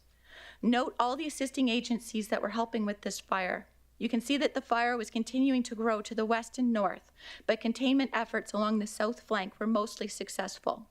Forestry Incident Command was working towards 100% control of the southern border of the fire before they would consider Fort Chipewyan safe enough for re-entry. While work continued around re-entry and ensuring Fort Chipewyan was ready to receive evacuees, we were experiencing concurrent incidences in Fort McMurray. On June 7th, another lightning fire started about 20 kilometers west of Janvier and 30 kilometers north of Conklin. With high winds blowing the fire towards the communities, the RECC activated liaison and situational awareness roles and reviewed existing plans to be activated if evacuation became necessary. Due to heavy rainfall in the rest of the province, which was much needed for the other fires, we were seeing increased river flow. On June 16th, the Hanging Stone River eroded its banks and threatened some low-lying neighborhoods. We stood up a secondary incident management team to deploy flood protection, including sandbags and triple dams, and ensured communications with impacted residents. We used many of the same emergency procedures outlined in our annual river breakup plan. On June 17th, a portion of the bridge leading into Anzac failed, leaving the community with little egress. No one could get in or out of Anzac, and multiple graduation celebrations were scheduled to occur. RCMP and the province worked quickly to repair and reopen the bridge. Also that week, the Athabasca River experienced high river flow, and it was necessary to close the boat launches and the Snai. There was large debris moving swiftly down the river, increasing risk to river users. On June 19th, Forestry declared that the south boundary of the Rocky River fire was now 100% controlled and classified it as being held. With the triggers for re-entry now being met, essential workers began their return to Fort Chipewyan. On June 20th, a telephone town hall was hosted by the nations, letting people know final plans for re-entry. We had been working hard in the background, securing aircraft, moving trucks for cargo, and preparing for pet reunification. Supplies were staged in Fort Chipewyan, and essential workers were returned to the community to prepare for the return of the general population. June 21st was National Indigenous Peoples Day. Our Indigenous and Rural Relations team at the municipality organized cultural events to celebrate, separate from the Together on the Snai gathering place. General re-entry began June 22nd. Buses and moving vans went hotel by hotel, where evacuees were checked off the passenger manifests, luggage was weighed and tagged, and passengers received wristbands. Animals were provided kennels and, whenever possible, traveled with their humans. If too large for these flights, animals were cared for by Bylaw officers until a flight could get them home. On June 23rd, we were able to repatriate the rest of the public and the vulnerable population. On June 24th, we completed moving pets and cargo. We've mentioned the Together on the Snai gathering space. It provided much more than just a venue to gather. The engagement team was diligent in arranging programming and activities that suited the needs of all community members. Working with the Indigenous and Rural Relations Department and representatives from each of the Fort Chipewyan nations, the engagement unit worked daily to ensure that Together on the Snai was truly an extension of the Fort Chipewyan community. The event filled service gaps for all community members, no matter affiliation, until everyone could safely return home. Within the first weekend, approximately 300 Fort Chipewyan community members gathered to visit with friends and relatives. Each day began with an elder's prayer, an opportunity for connection. 3 meals were served a day, totaling over 2,300 meals from June 9th to 21st. Wellness supports were available daily, including mental health, massage therapy, and crisis response. Total costs on this incident are still being finalized, and some invoices are still being received. We have applied for disaster relief funding, and hopefully many of the costs identified here will be covered on a 90%, 10% basis. This total does not include the cost of Alberta wildfire, the Canadian military, and the many other organizations that contributed to the tireless work needed. We were expecting to be responsible for about 850 people, less those who were not in the region at the time or were self-sufficient. We only accommodated about 300 residents directly, but provided supports in areas such as hotel support tables, meals, and psychosocial support on a broader and as-needed basis. Factoring a grand total amongst the different local authorities, this near-miss event brought a significant price tag. As of October 16th, the Rocky River wildfire is now considered under control and is over 105,000 hectares. The south boundary is held, and there is no threat to Fort Chipewyan. The state of local emergency was in effect from May 30th through June 27th. We began watching MWF 043 in July. We engaged with Forestry to evaluate the risk to the communities of Fort Fitzgerald and Smith's Landing First Nation. In early August, we were monitoring ongoing fires in the Wood Buffalo National Park.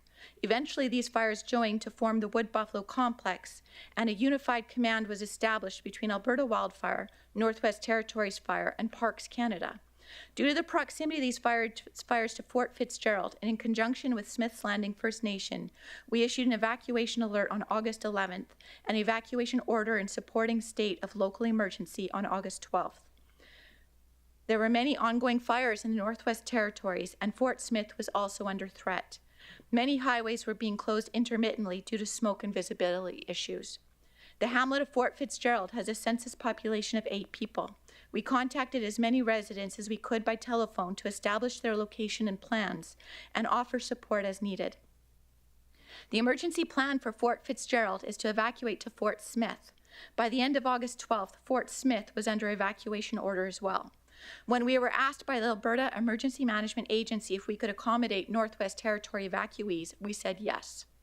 Many residents evacuated by vehicle, making their way to Hay River and down into High Level, Fort Vermilion, Peace River, and Grand Prairie. We received those that had to evacuate by air. The Northwest Territories and Government of Alberta collaborated to house evacuees, and we were working under their authorities. Then Hay River evacuated, and eventually Yellowknife. We housed and fed over 350 people for over a month in Fort McMurray. We monitored the activities of Unified Command and communicated with Fort Smith leadership and provided our experiences from the Fort Chipewyan evacuation, offering help where we could. We provided 3 meals a day and ensured Alberta Health Services was on site to help with any health concerns. On the weekend of September 23rd, re-entry was coordinated by the Northwest Territories and Alberta Emergency Management Agency, and evacuees traveled home. The Emergency Management Branch typically trains and exercises our incident management team and emergency social services team several times a year in order to be prepared in case of emergency disasters such as these. This summer, we were required to put that training and experience to the test for over 13 weeks of activation and host 2 fly-in evacuation amongst various other incidents. We are very proud of the work the team has done and all the support received from the numerous internal departments and external organizations. We will put effort towards updating our emergency plans to reflect all the valuable knowledge gained through these events. That concludes my presentation. Thank you. Thank you. Before I go to questions from council, I want to just say thank you to both of you, all the leadership, and everyone with emergency services, emergency management. We had a lot of incidents over the summer, and I'm very happy that you guys were there to lead us through it. And the Premier also sends her thanks as well for all the help he did with Northwest Territories. And I did meet with Mayor Smith while he was in town, and he couldn't be more thankful for how he was treated, and all the people from Fort Smith, Northwest Territories were treated. So just to start off, I just want to thank you for everything you did this summer, and hopefully we have an uneventful spring and summer in 2024. Councillor Dogar? Thank you, Mr. Mayor. Thank you, presenters, Jody Butch. A great job. Always uniformed people are great. They sacrifice. They do their job at the cost of their lives, risking their lives. We owe a lot to you. As Mayor said, already appreciation has been conveyed. I just want to ask you one question. What is MWF 05? MWF 025 is the number that forestry assigns to that wildfire, and it has to do with the area of the forest protection area that is, MWF is McMurray wildfire area. Okay, thank you very much. Thank you, Councillor Dogar. Councillor Stroud? Thank you, Mayor Bowman, and thank you for the presentation. This report brings up the state of the isolated communities in our region and their vulnerability to fires and floods. In some communities, the need of egress roads is paramount, as the fire of 2016 and these most recent fires and floods have taught us. Thank you. Thank you, Councillor Stroud. Councillor Cardinal?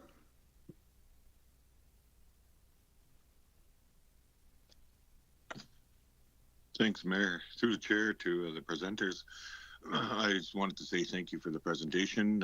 Thank you for all your hard work, Jody, and that's the name.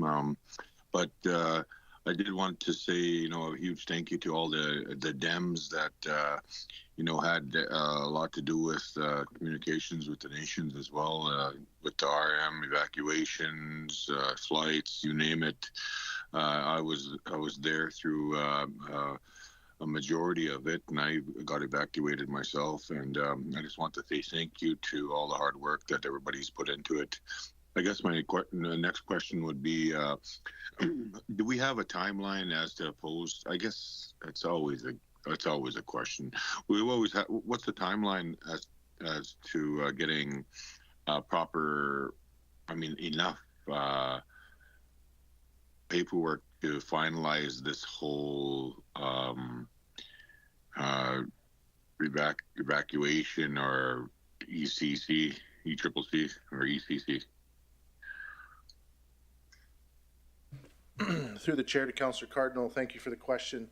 To just give you some perspective, we're still dealing with the 2016 wildfire.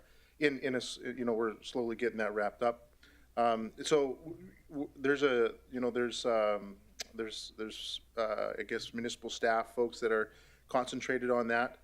It'll take as much time as it's required. I can't give you an exact timeline, but I know that the organization is committed to working through the DRP process on the Rocky River fire there to get to get that reimbursement back to the organization.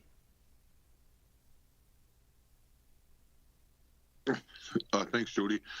What barriers are there in moving forward for all that kind of stuff? What's just communication, receipt, or is it just the feds in the province? Through the chair to Councillor Cardinal, I wouldn't suggest that there's any unusual barriers. I will remind everyone, though, that the DRP is towards the province. It's our application to the province. We've certainly had I know Mayor Bowman and other council members, that was a point of discussion at AMA and RMA. I will remind everyone that the province experienced I guess an unprecedented wildfire season. Unlike us, there will be other municipalities also making those DRP applications. So we did provide we did do a concerted effort to get recognizing that and try to get in front of the line. So I can say, though, that I guess I can confirm that our DRP funding was signed off, or I guess was signed off, and they're working towards it. So again, I can't give you a timeline on it, but know that there's focus to it, and we'll continue to work towards that. Thanks. Well, I once again, I just wanted to say thank you, Jody, because I was in the heart of it. I seen what was going on, and aside from all the turmoil and the wildfires, the evacuation, the floods, and everything, and as far as I know, everybody made it home safely, and that was riding on the shoulders of all the people that were the Dems and the emergency management team. And I just want to say thank you all so much for all your hard work and valiant efforts to make sure that our region is kept safe, and all your hard work and it doesn't go unnoticed. I appreciate everything to you, to all of you, and prayers to all of you and your families. So thank you very much. Thank you, Councillor Cardinal. Councillor Benjoko. Thank you, Mr. Mayor, and thank you, Fire Chief, and your leadership and the entire team for the amazing job. Thank you. My question is still about the getting the reimbursed from the province. I thought there was a quick win, easy get, that will be a small amount, but not small. So I wanted to know if we have progress as regards what the minister almost like promised when we had the meeting, something. Through the chair to Councillor Benjoko, the process is quite detailed in that we're still receiving some invoices, and we need to vet them and make sure that all the I's are dotted and the T's are crossed and submit them, and then they get evaluated by the province. So it's a very detailed financial process to make sure that there's proper taxpayer stewardship behind it. Thank you. Thanks so much. Do you want to speak to that part that I thought we were readily qualified to collect back? I think you were at the meeting as well, right?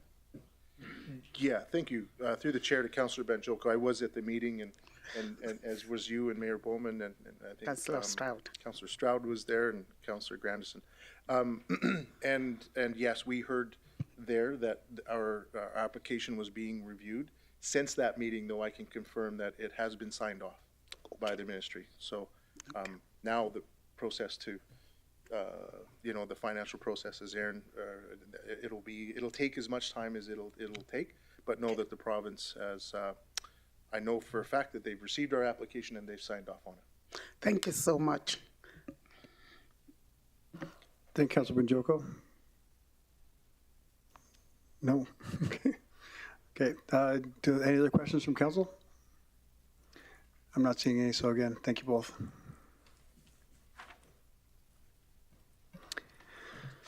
Next, we have a report on the Advisory Committee on Aging, their annual update. I'd like to invite Lana Boussier, Vice Chair, Advisory Committee on Aging, and Deanne Berge, Director, Community and Protective Services, to introduce the report, please.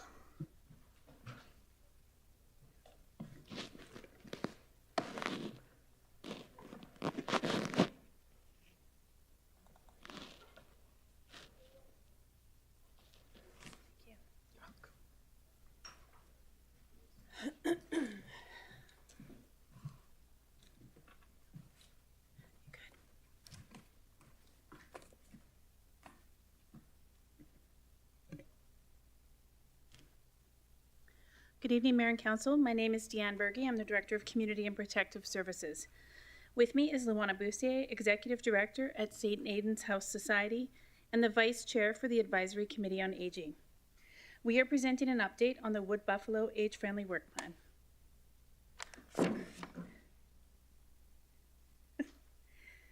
The Advisory Committee on Aging includes representatives from Council, Wood Buffalo Housing and Development Corporation, Alberta Health Services, Golden Years Society Board, Wood Buffalo Senior Resource Committee, St. Aidan's Society, and 2 seniors at large, one each from rural and urban services areas.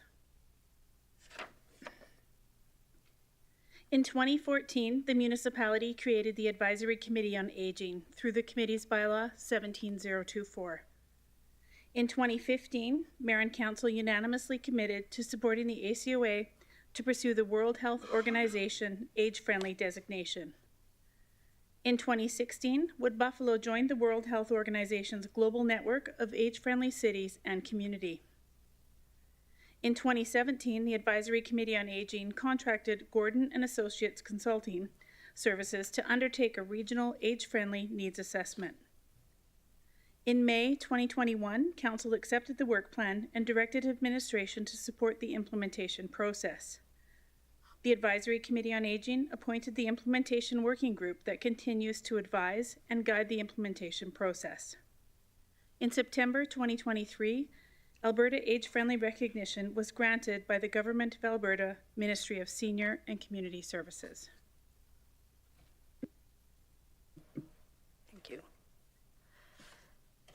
The Alberta Age-Friendly recognition acknowledges communities that have taken steps to become more age-friendly. The term age-friendly is the idea of making structures and services more accessible and inclusive for seniors with varying needs and capacities. Age-friendly communities promote healthy and active living. People in age-friendly communities are supported in maintaining their independence and have access to community supports and the services that they need. Other milestones that we need to acknowledge include the Snow Angel program, which is a volunteer-based service operated by the municipality.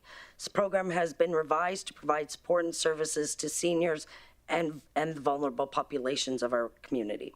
Since 2020, the program has seen an increase in the need for services. In the 2022-23 season, the program served 117 homes and recruited 116 volunteers.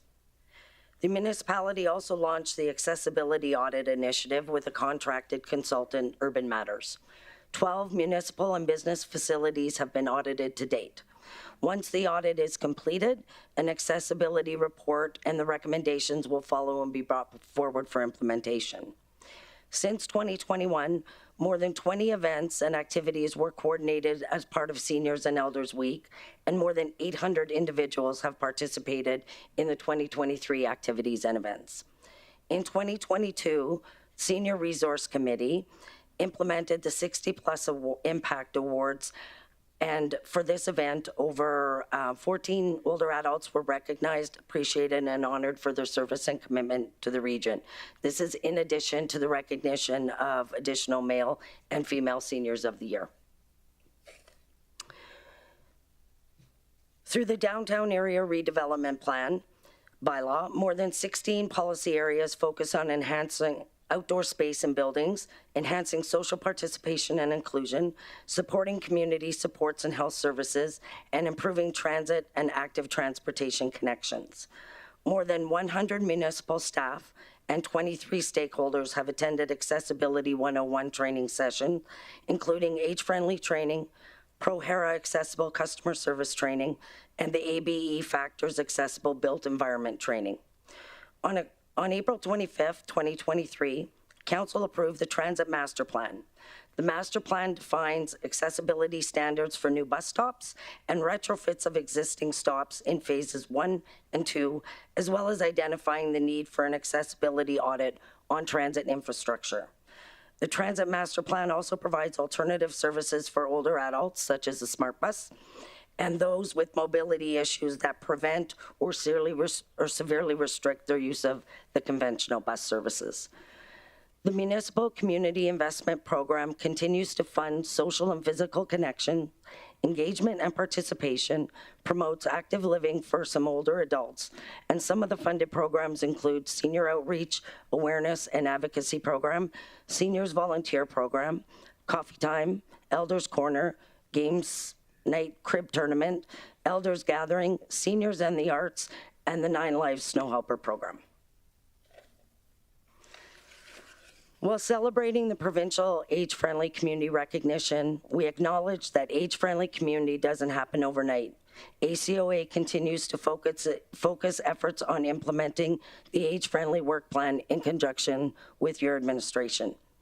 It takes time and commitment to initiate real change, and we recognize and appreciate and celebrate all the milestones that have been accomplished.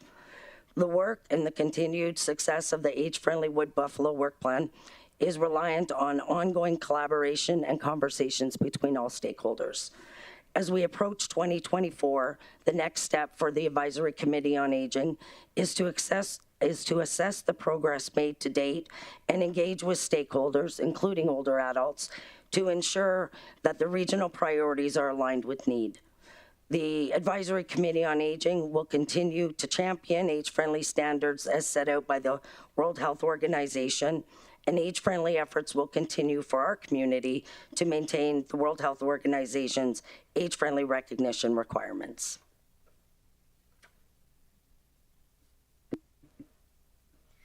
The Advisory Committee on Aging continues to shape Wood Buffalo as an age-friendly community while implementing the work plan, following the World Health Organization age-friendly framework, and prioritizing community needs.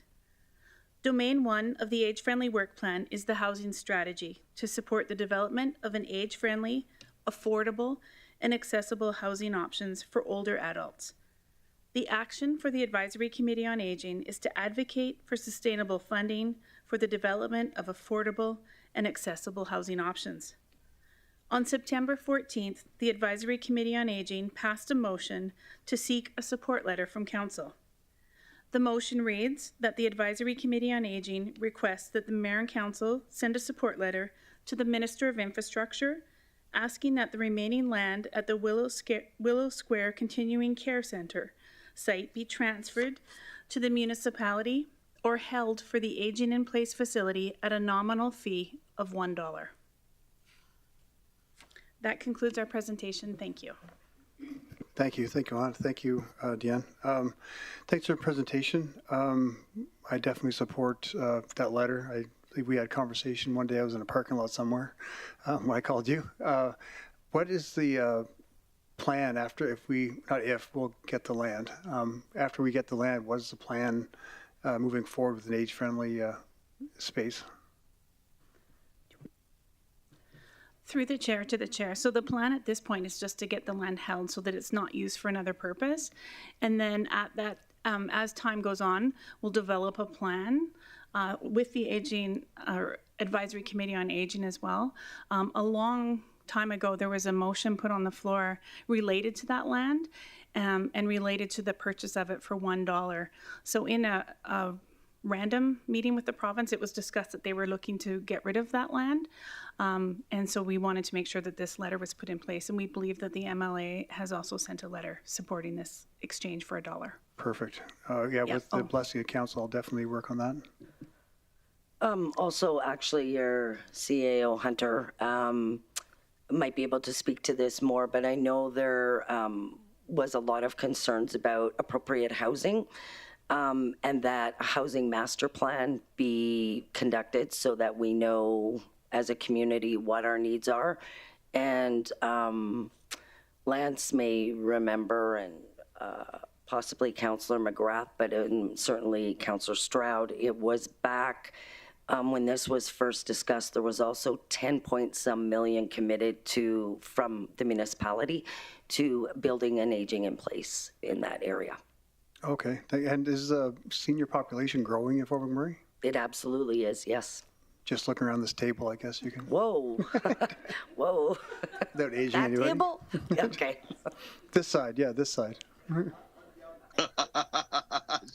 But yeah, thank you for all you do, and whatever we can do to support, we'll definitely have your back on that. Councillor McGrath? Thank you, through the chair, Luana. You know that we've argued lots over the years. When your mother passed away, you took over.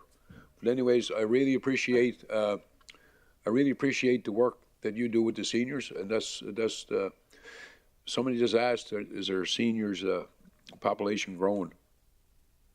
I remember building that Golden Year Society in '85, and Norman Wendell and those guys started with Rotary House, and I think I missed it with my colleagues last year, but I think the Mackenzie Park Inn was full.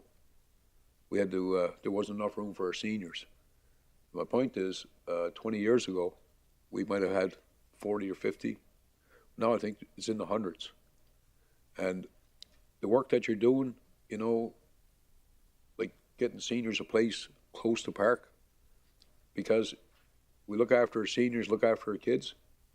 That's why we're all here. So I think you picked a great group of people to work with, and I served on that committee, and really appreciate, I guess, how straightforward you are, but also appreciate the compassion you have for seniors, because I, just a couple of weeks ago, my mother-in-law, you know, moved off the farm after 81 years. And I guess going to Gonzaga, you go through all this working with the seniors, but they're pretty smart. And, you know, if anybody ever wants to get an education, you stop up to A&W in Thickwood, you can see the boys. And if that's not enough for you, you can drop down to the Legion, and the ladies will fix you up. But I know where to go to get good advice, and it's great that your organization looks after our seniors, because even our leadership, you know, when Joan Ferber calls and wants her parking lot done, I think it's nice that we do that for them, because without them, there wouldn't be none of us. So keep up the good work, and I mean that sincerely, and I look forward to more arguing. Yeah, thank you. Thank you, Councillor McGrath. Councillor Dogar?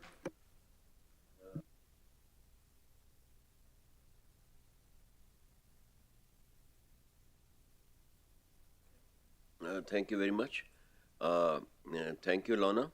I had been seeing you, watching you over a decade, and your passionate is extremely worth appreciation.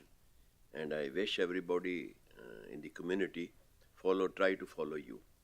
My question is that Rotary House is with advisory committee in aging, or it is separate? Through the chair to Councillor Dogar, Rotary House is operated by Wood Buffalo Housing. All management food and all management operated? All under the management of Wood Buffalo Housing, yes, including the food. I have been going there. We had one of the seniors there. It was also managed very well. Now coming on to the Golden Year Society.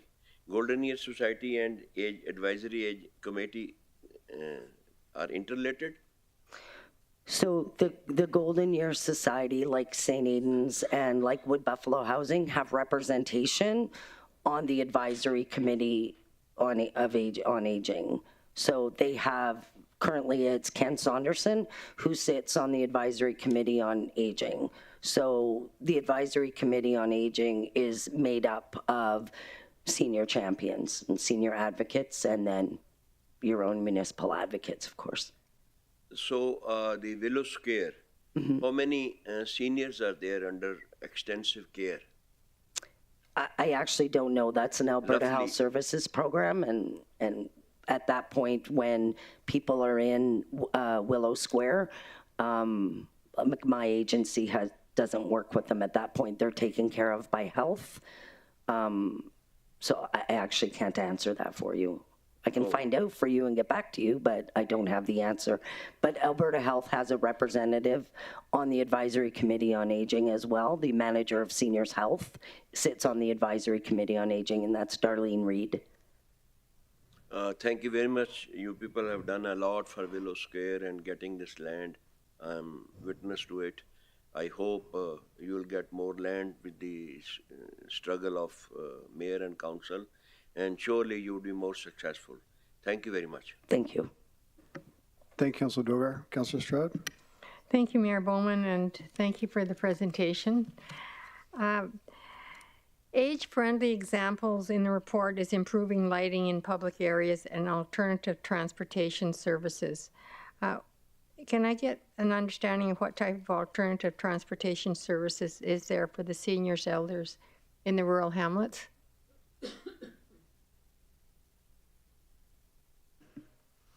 Thank you, through the chair to Councillor Stroud.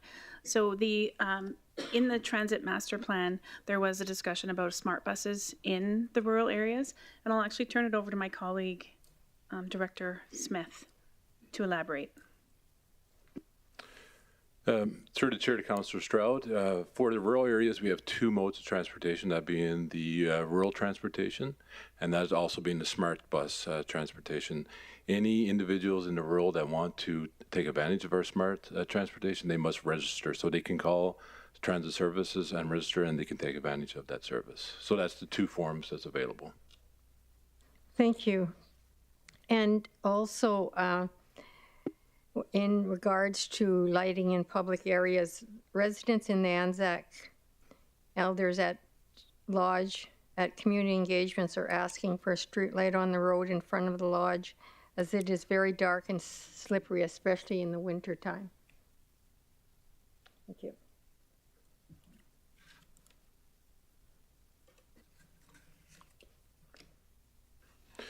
Through the chair to Councillor Stroud, typically streetlights, especially with roadways, that's done through our operating. I will have to check in our operating budget, check with ACO to see if there's been any assessments done in that area to see if it warrants streetlights. At this point in time, I can't commit if it is in the budget, but we can check with ACO and check the budget to determine. Thank you. Thank you, Councillor Stroud. Councillor Benjoko. Thank you, Mr. Mayor, and thank you for the presentation. Thank you, Luana, for being here and all you do. I certainly will be supporting Mayor sending this letter to the Minister of Infrastructure. I just hope that we are retaining our seniors more, because there was the fear that the aging population were relocating to other cities where they have the support that they need. So the more, not only the space, but the more the support we can give to the seniors and programs, I hope we would be expanding on that and doing better works.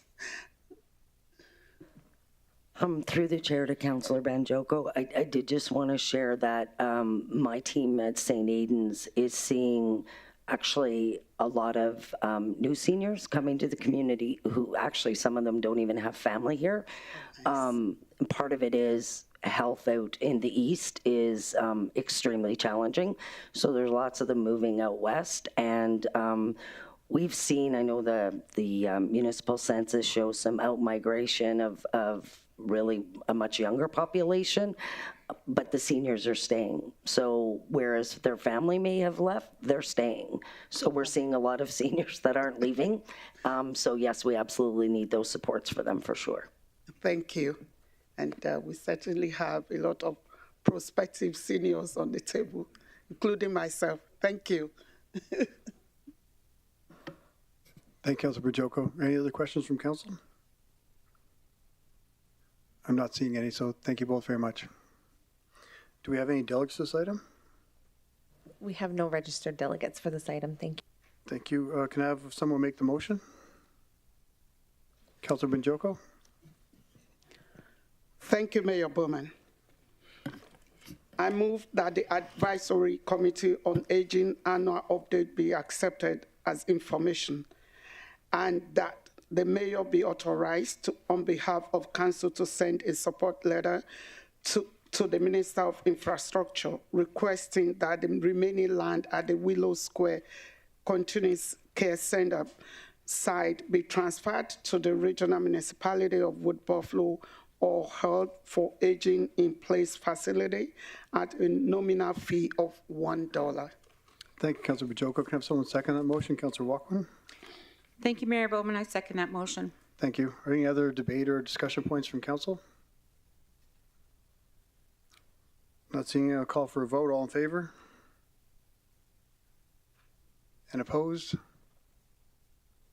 And that's carried unanimously. Thank you. Next, we have the report on 2023 request for property tax arrears write-off. I'd like to invite Laura Farquharson, Chief Financial Officer, to introduce the report, please.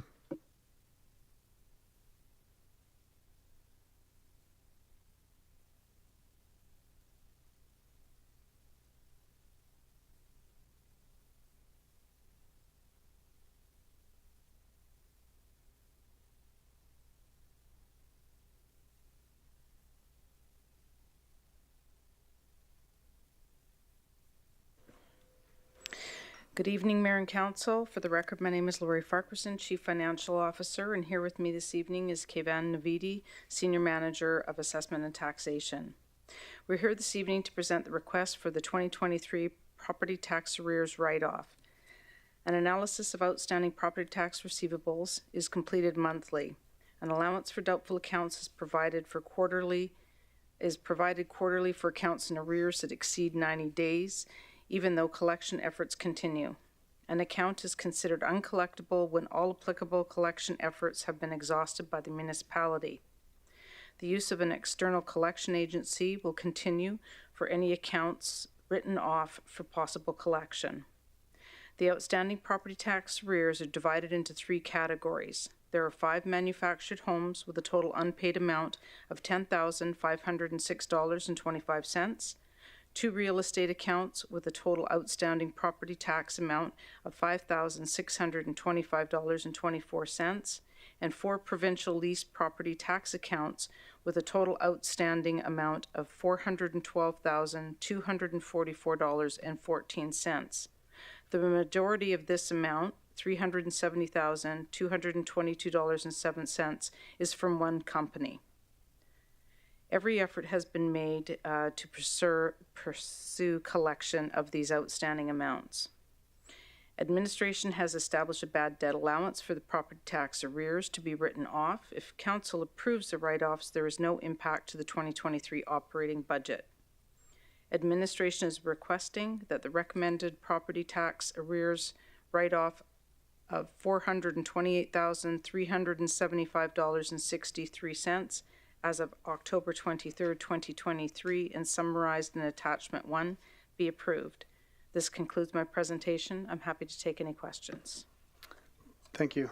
The only one that stands out to me is that $370,222.07. Is that company gone? Through the chair to the chair, it was a leasehold on a designated industrial property. The company went into receivership in 2020. The 2020 property taxes were based on a value of in excess of $50 million. We were able to get about $197,000 of the taxes for that year, and CRA had priority over us, so they received more money than we did. Okay, so that went to receivership when it went 2000. Well, through the chair to the chair, I'm actually not sure when they went into receivership. I'll defer to my colleague here. To the chair to Mayor Bowman, the receiverships was completed on October 8, 2020, and the company who take over the facility, they paid us the taxes from October to end of December in January 2021. And that new company is now gone as well? To the chair to Mayor Bowman, no, the new company is continuing to paying the taxes, and they are in the good stance. Okay, thank you. Do you have any other questions from council? Councillor Benjoko? Thank you, Mayor Bowman. Thank you for the presentation. I see some properties that are provincial list properties that we are writing off the taxes. So are these properties still physically present in RMWB? And are they going to pay in lieu of taxes or free from the taxes forever? What is the plan?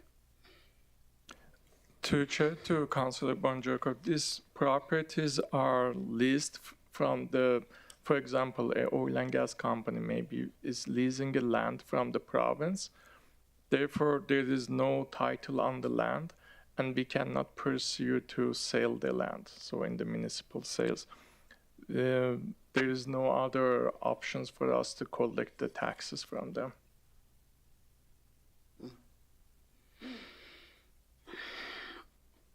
Okay, so were they assessed before their lease expired, and did we go after them prior to? We assess them every year, and we try to collect the taxes.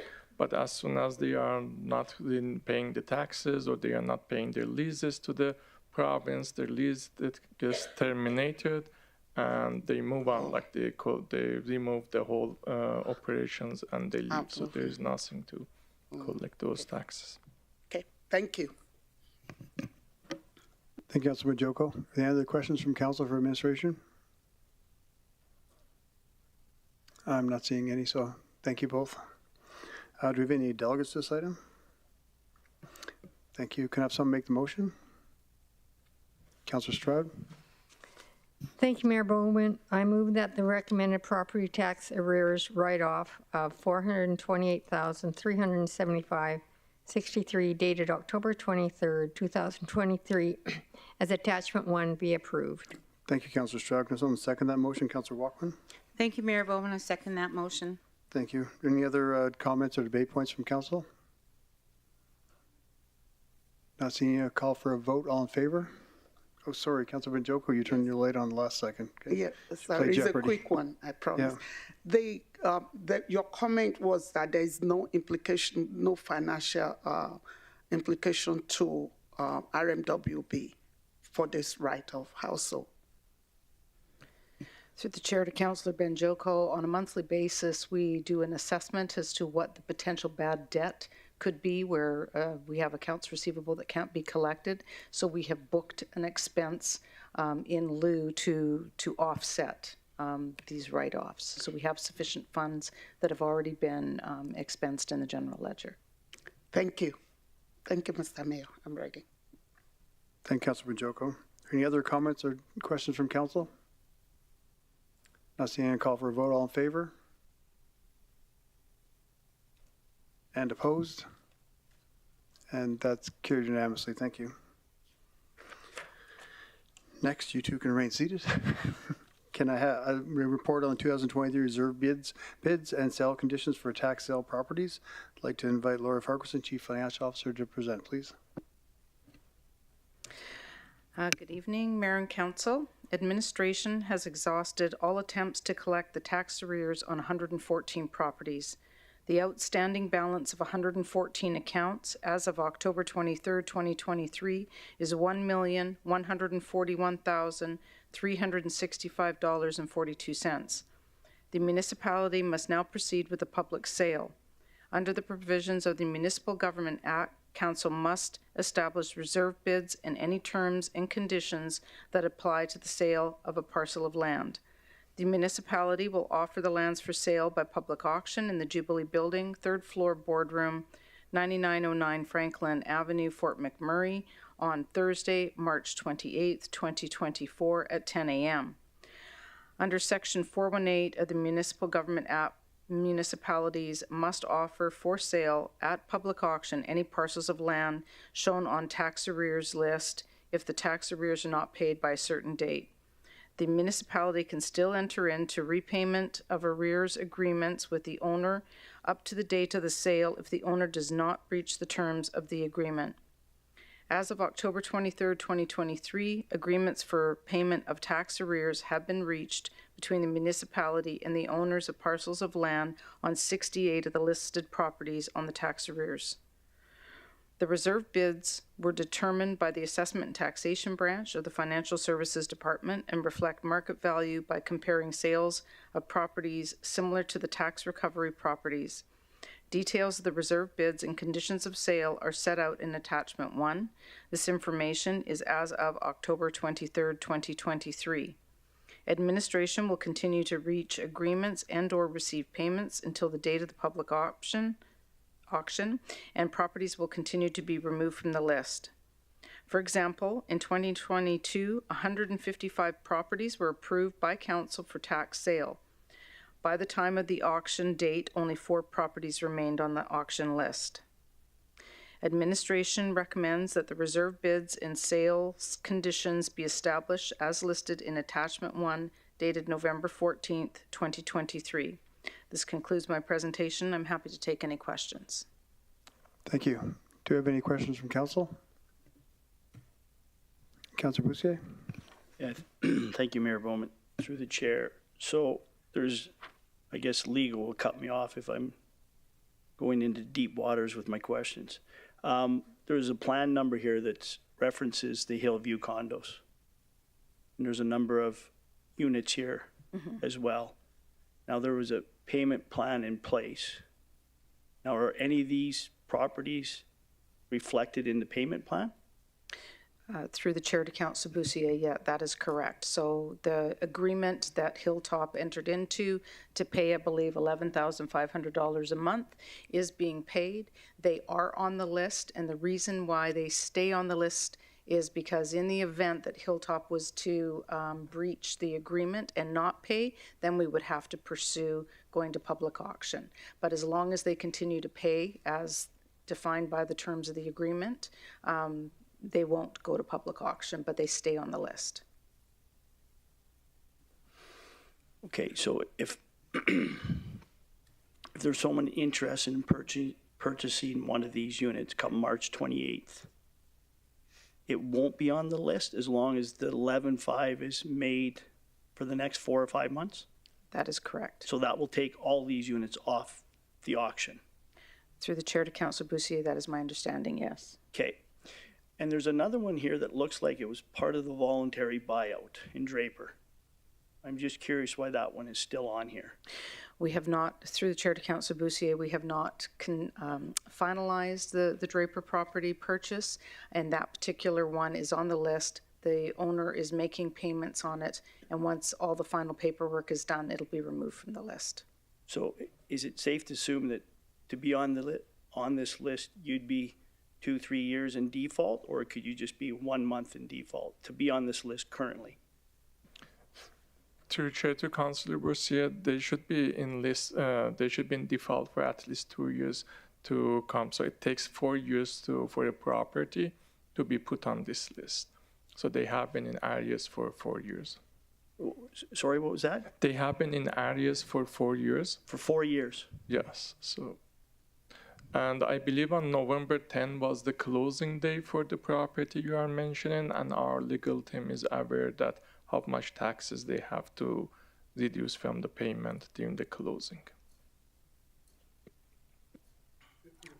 4 years. Through the chair to Councillor Bussier, the closing date has been extended for some contingencies.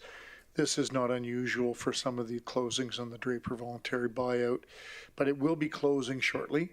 There are a number of expectations of the vendor that we're continuing to see fulfilled.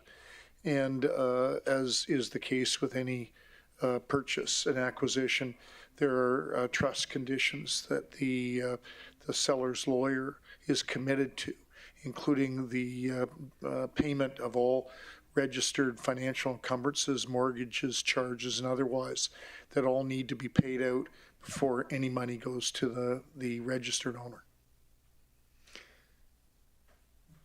And that will include taxes. Yeah, I better leave it alone. Thank you, Councillor Bussier. And also for clarification, you had mentioned Hilltop, but you were referring to Hillview, correct? Okay. Yes. Okay, thank you. Councillor McGrath? Thank you, through the chair. Certainly appreciate the report, and I know the city is often gracious, to let it take its process. And I think that in prior years, March 24 might be a date, but it's suffice to say that some of these people will come and settle up their dues beforehand, which lightens the load. And if not, I guess, like I say, the municipality is very gracious, because if I never paid my bills in 4 years, I don't think I'd have a whole lot today. So I guess we're lucky in a region where we can forgive some of that. And I know that we want to see like you're kicking people out of your homes. I know that the municipality has been very gracious, especially with the crew up top. So appreciate the work you're doing, and hopefully some of these people will be out of a pickle come March. Appreciate what you're doing. Thank you. Thank you, Councillor McGrath. Councillor Benjoko? Thank you, Mayor Bowman. My question is, for instance, for page 6 of 7, enterprise resource. Since 2007, right? It's 30 million recorded there. Why is this still showing as active 16 years after, and we can't get money out of this? Through the chair to Councillor Benjoko, I have to apologize. I only have a hard copy of the printouts. I don't have the agenda package. I'm not 100% sure what. Yeah, this is about the those long projects that have been there for years. So this particular one that I zeroed in on is the enterprise resource planning. And it shows here. Sorry, Councillor Benjoko, I think you're on the Q3 report. You're not on the arrears, taxation arrears. Okay, sorry. Thank you. I'm ahead. Thank you. Do you have any other questions from council for the presenters? Not seeing any. Do we have any delegates for this item?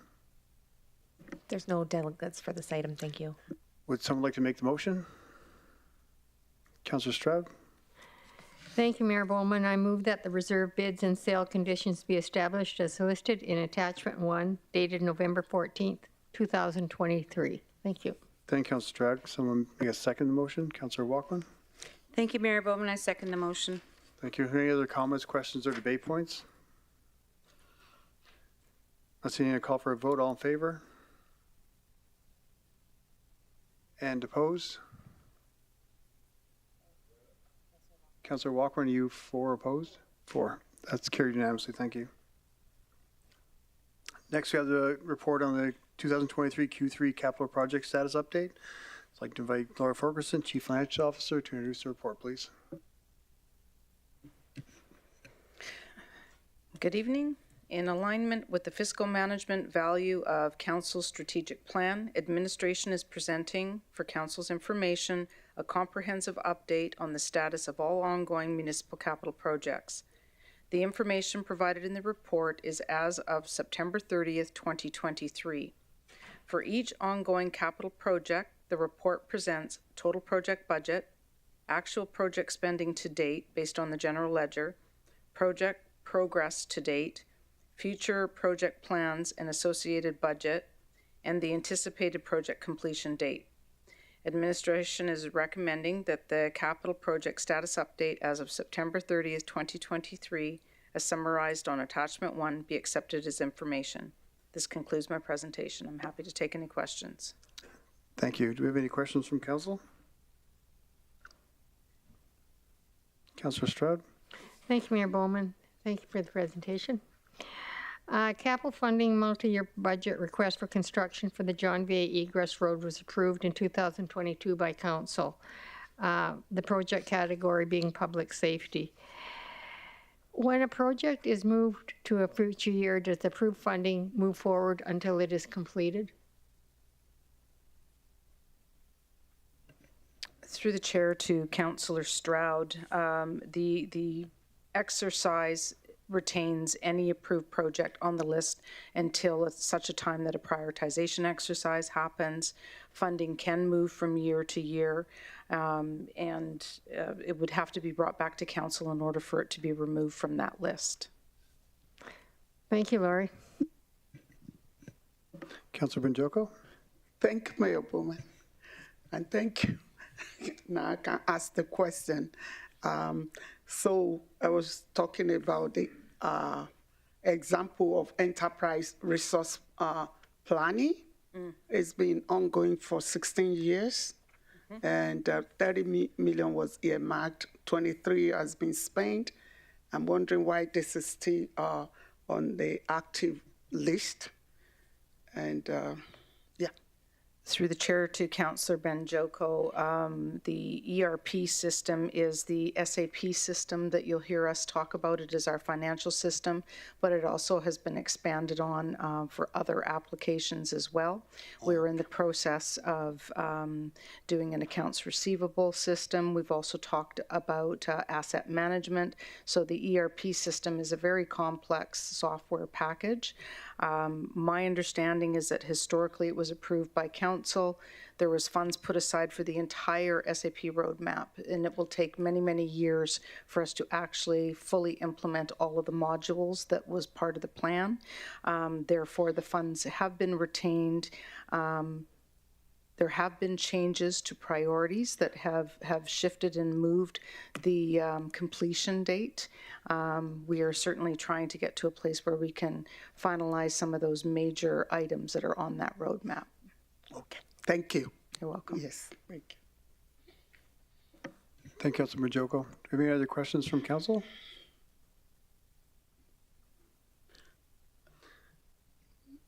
I'm not seeing any. Do we have any delegates to this item? We have no delegates for this item. Can I have someone make the motion? Councillor Stroud. Thank you, Mayor Bowman. I move that the capital project status report as summarized on attachment 1 be accepted as information. Thank you. Thank you, Councillor Stroud. Have someone second the motion? Councillor Weigel. I'll second that motion. Thank you.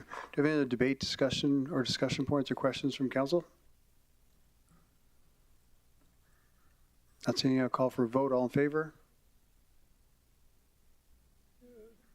And that's carried unanimously. Thank you.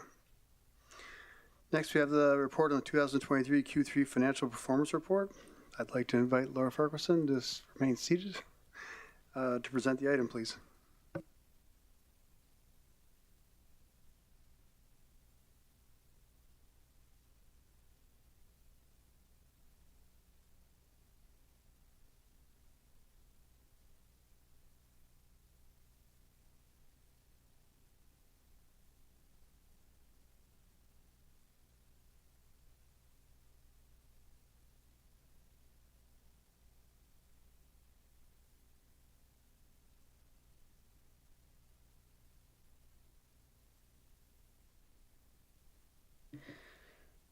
Good evening, Mayor and Council. Administration is recommending the acceptance of the 2023 Q3 financial report as information. The year-to-date operating revenues to September 30th, 2023 are $442.3 million. On an annual basis, the revenue projection is $590.7 million, an increase of $17.4 million over budget. This is shown primarily in net taxes available for municipal purposes, which is under budget by $367,000 due to reductions in property tax assessments during 2023. Government transfers is over budget by $1.3 million due to the receipt of unbudgeted grants. Sales and user charges are over budget by $4.4 million, including $2.5 million related to unbudgeted 2023 user fee increases that were effective on April 1st, $1.1 million from higher than expected use of commercial water and sewer treatment services, and $0.6 million in greater sales at the regional landfill of $0.2 million from transit sales. Penalties and costs on taxes are $1.3 million over budget due to higher than anticipated overdue property taxes. Return on investments was over budget by $10 million due to higher than budgeted interest rates. The year-to-date operating expenses to September 30th, 2023 are $332.1 million. On an annual basis, the expense projection is $472 million, an increase of $4 million over budget. This is primarily shown in salaries, wages, and benefits, which is over budget by $7.1 million, mainly due to recognizing the 2021 through 2023 retroactive wage adjustments following the signing of the collective agreement. Contracted and general services is under budget by $6.4 million, of which $2.5 million is due to reduction in the annual operating contingency, and $3.9 million is from lower than anticipated external support required during the year. Purchases from other governments is over budget by $3.1 million due to an increase in the RCMP service costs from both the federal and provincial governments. Materials, goods, supplies, and utilities are under budget by $0.8 million, including $0.6 million from lower than budgeted fuel prices and $0.2 million in lower mechanical supplies needed for the repair and maintenance of water and wastewater facilities. Provisions for allowance are over budget by $1.3 million due to an increase in overdue property taxes. The municipality has an approved capital budget of $135.8 million. As of September 30th, 2023, the capital budget has increased by $49.8 million to a total of $185.6 million stemming from 2023 capital budget amendments. The top three projects by spend are flood mitigation construction, the Public Works North Facility, and the Saunderson PRV and Lower Town Site supply lines, representing 43% of the year-to-date spend. The current amount of cash in the bank plus investments is $1.4 billion as of September 30th, 2023. The bank balance of $246.5 million is reflective of incoming annual tax revenue for 2023. The investment holdings are a variety of securities as defined by the authorized investments under the MGA Section 250. This slide demonstrates the fluidity of our investments. This is of particular importance where available cash flow is concerned to fund operations and capital projects. Short-term investments, which are considered a cash equivalent, are 7% of the total portfolio, valued at $77.7 million. Medium-term investments are 30% of the portfolio, valued at $331.4 million. And long-term investments are 63% of the portfolio, valued at $684 million and will not mature within the next 5 years. The commitments against the cash and investment balance includes $316.6 million for operating requirements, $106.1 million in deferred revenues, and $505.8 million in committed reserve funds, leaving an uncommitted balance of $325.2 million to fund future priorities. I'd like to highlight this uncommitted balance as we progress towards the 5-to-1 tax ratio. Our revenues will continue to decline while the economic pressures of annual inflation rise.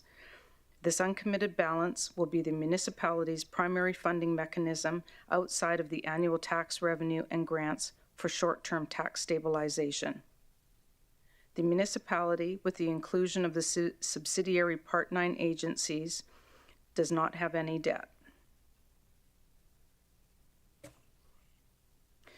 For 2023, the municipality has been awarded grants totaling $36.8 million during the first 3 quarters, comprised of $23.4 million in capital grants and $13.4 million in operating grants. Applications continue to be submitted as grant opportunities arise. We have 3 extraordinary events that we continue to work on with the province under the Disaster Recovery Program. Administration submitted a preliminary application in September for the response to the 2023 Rocky River wildfire. The current estimate is $8.2 million. Efforts towards recoverable expense identification are still in progress.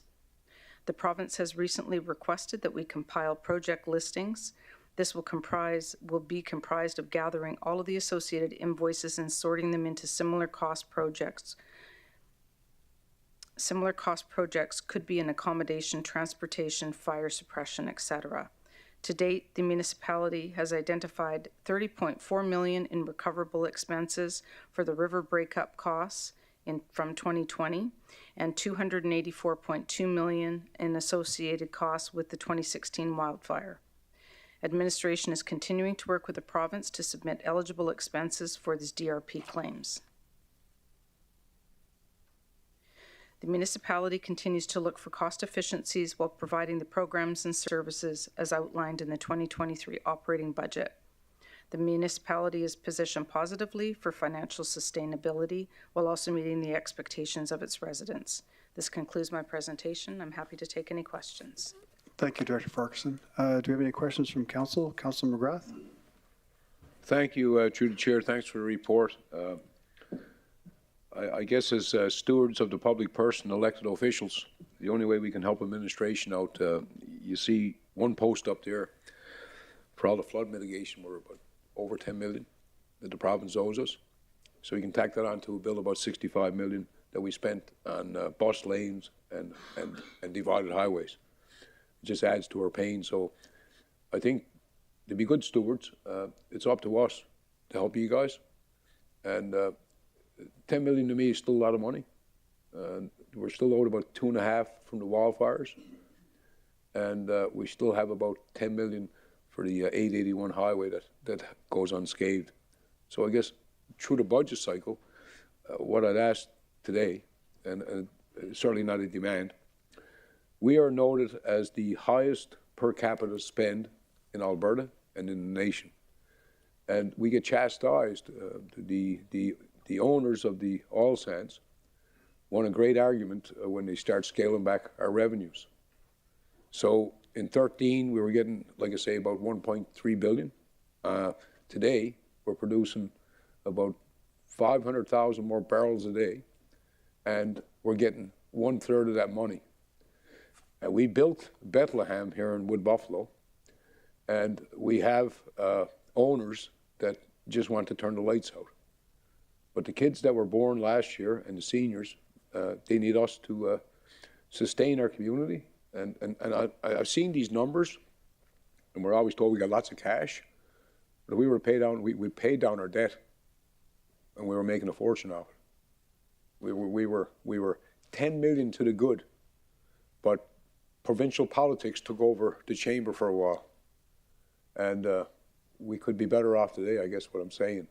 But if we don't get all the information, because there's nothing worse than going to Edmonton, not get a meeting with a minister, not even your own MLAs, no help from Ottawa, because we got lots of cash. But that's a facade, because that cash is getting depleted. Mm-hmm. And what they use is that we spend about $6,600 per capita here in Wood Buffalo, and the provincial average is about $2,400. But nobody ever fills in the gaps of our bypass roads that we built, our bus lanes that we built, the infrastructure downtown that we're funding. It's federal money that we never got. And I'm glad in the last few years we started applying for grants, because when I came here, we didn't need any grants. We had lots of cash. So I guess in summary, if the question would be, as we go through this budget cycle, it'd be nice to pinpoint where we're at, per capita, and where we need to get to. And there's going to be a big gap, because that's half the reason why we need to form a couple of committees and do our gigs around the table, so we can get our money back from Ottawa and the province and whoever else that wants to pay us. So I appreciate where you're coming from, but all we hear is we got lots of cash. When we paid off our debt, that was half gone. And if we were to complete all our projects today and our liabilities, we wouldn't be sitting around here thinking we have lots of cash. And it's just a matter of time before Mr. K gives us another hit, as you see lots of tax appeals coming. I don't even think we have a machinery and a tax inspector anymore, because it's the province now that does that. So we physically don't get a look at the assets, where we used to, and it was some rigor in it. But anything that worked here, it either got dissolved in-house or out of house. But 11 of us got our work cut out for us in the next 24 months, because all I can see here is more bills coming in and less money to pay. And it's my kids and everybody else's kids around here that they might be into a bubble, like where me and Lance were paying $7,000, $8,000 for land tax. And I think that the more we tell the public and be transparent, we won't have that big high feeling that we have lots of cash. We have a bridge in Anzac that they throw some gravel against the abutments to every spring. So the money that we need to spend and the money we got, if you add it all up, we're heading down a big headwind. And I think that we need to educate ourselves as elected officials, so that when we do go meet the province and they say that we waste money, we can tell them that the $4,000 that we're spending more than Edmonton or Red Deer or Canmore is because they unload all the responsibilities on Wood Buffalo, and we just taken it for years. But anyways, that's not a rant, it's a question. I think that I look forward to the budget season, because we need to pinpoint and get back to per capita and why we're so high per capita, because the province and the feds, the only time we see them is when they want to cut a ribbon from the bucket wheel out to a bridge and say they're going to build a road. Then you won't see them for another 4 or 5 years. So I appreciate what administration does, and we had lots of cash, but we're running out. Thank you, Councillor McGrath. A question for myself, Director Farquharson. Are we looking at a long-term asset management report or plan as we look at all these expenses we're going to be incurring in the next 5, 10, 15 years? Through the chair to the chair, it is something that I've started to work with my colleagues on. I have requested all of the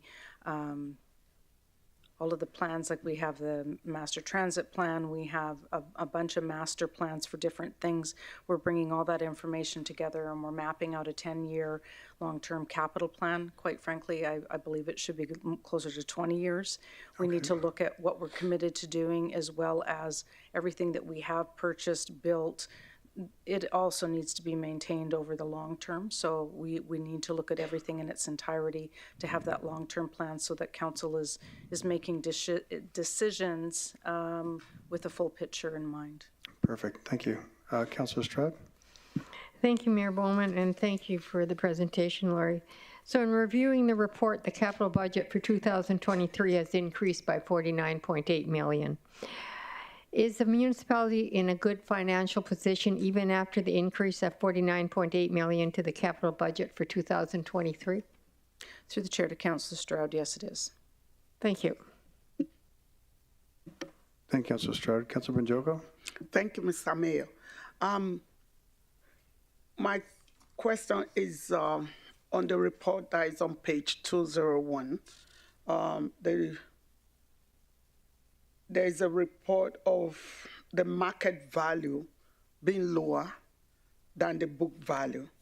So how do we account for this loss? That's a differential of about 134.5 million lost on the investment. How we? Well, through the chair to Councillor Benjoko, it's not actually a loss on the investment. The book value is what we purchased. Trying to remember how to do this. The market value is if we were to sell it today. That's what we would get for it. The book value is what we will receive once it comes to maturity. So when you look at all the investments and we have the, due in 1 year, due in 5 years, et cetera, the longer the term, the bigger the gap is going to be between the book value and the maturity value. So it's playing that waiting game. So when it becomes due and mature, then we would cash in on that investment and reinvest it or do whatever we needed to do with it. But that's the difference. It's not we do record the loss, if you will, but it's not a true loss because we're not going to, I hope we're not going to pull the investments out before we need to. The plan is to leave it in there as long as we can so it comes to maturity and then we would reinvest. So as at today, that's the value, but if we wait till maturity, then to be the total value, the book value. Okay, thank you. You're welcome. Thank you, Councilor Benjoko. Councilor Grandison. Thank you, Mr. Mayor, through the chair. Thank you so much, Laurie, and I always appreciate the work and trying to help us be fiscally responsible. But at the end of the day, I just heard it again where somebody says, are we in a good financial position? And the answer is yes. And we are, but I think sometimes that has to be defined. What does good financial position mean? It doesn't mean we have an unlimited supply of money or that we can spend money foolishly, that we have to live within our resources. And so I guess what I'm asking is just to define good shape a little bit more clearly so people understand it, because people hear, oh, we got $1 billion in the bank, but they don't hear what that means. And Councillor McGrath just indicated some of it, but then that gets lost again with this big number. So I'm just looking for clarity on what good shape really means. Through the chair to Councillor Grandison, thank you for the question. I'm doing my very best to try to flush out, to demonstrate to council that, yes, we are in a good financial position, but when we start delving into looking at our capital projects, for example, for 2024, we had over $300 million in requests. On average, we have about $105 million that we can assign to capital projects. We're already overcommitted by $155 million in contracts before we even got started.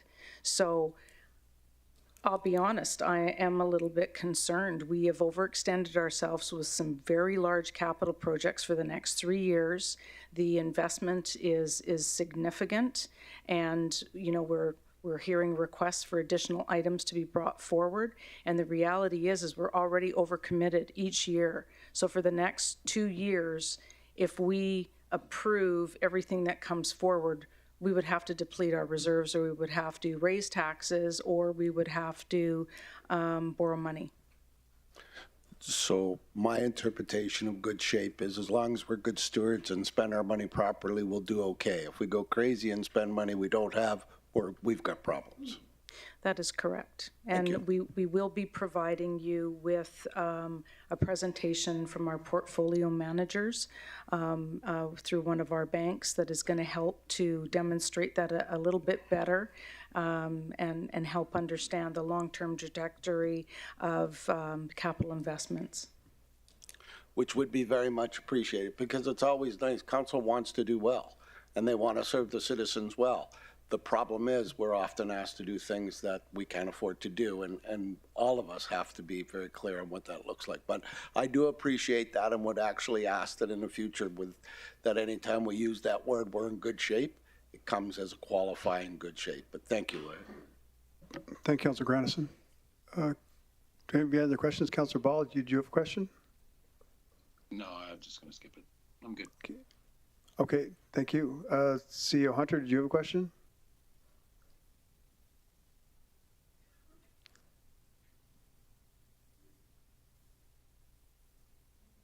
Did he sign off? Does any councillor have any questions? Not seeing any. Somebody want to make the motion? Councillor Walkman? Thank you, Mr. Mayor. I move that the 2023 Q3 financial performance report be accepted as information. Thank you. Have someone second that? Councillor Stroud? Thank you, Mayor Bowman. I second the motion. Thank you. Are there any other debate points or discussion among council or questions? Not seeing any. I call for a vote. All in favor? Okay. Oh, sorry. CEO Hunter, you have a question? Comment? Sorry, I tried to speak last time and I left the meeting instead of switching on my microphone. So sorry about that. I just wanted to add to it was basically to add to what Laurie had said about the asset management plan, and also to address also what Councillor Grandison said. We really need that asset management plan so that we can get an idea of how much money we need going forward to maintain the assets, the current assets that we have. And that's going to be a priority for 2024, so that when we come into 2020, when we present the 2025 budget, we will be informed with the asset management plan. We need that, and it's critically important for the municipality. Thank you, CEO. Do you have any other questions or comments from council? I'll call for a vote. All in favor? And opposed? And that's carried unanimously. Thank you. Thank you, Laurie. Next, we have a report on Abraham Place traffic assessment. The council's motion. I'd like to invite Keith Smith, Director of Public Works, to introduce the report, please.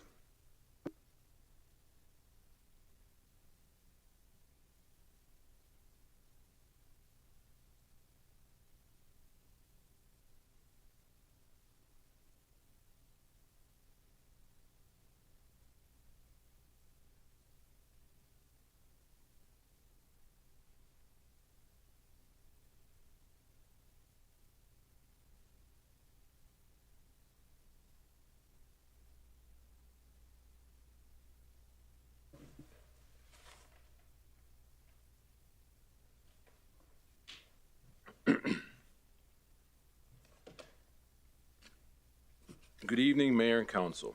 For the record, my name is Keith Smith, and I am the Director of your Public Works Department. With me this evening is James Simple, Traffic Supervisor within your Roads Branch.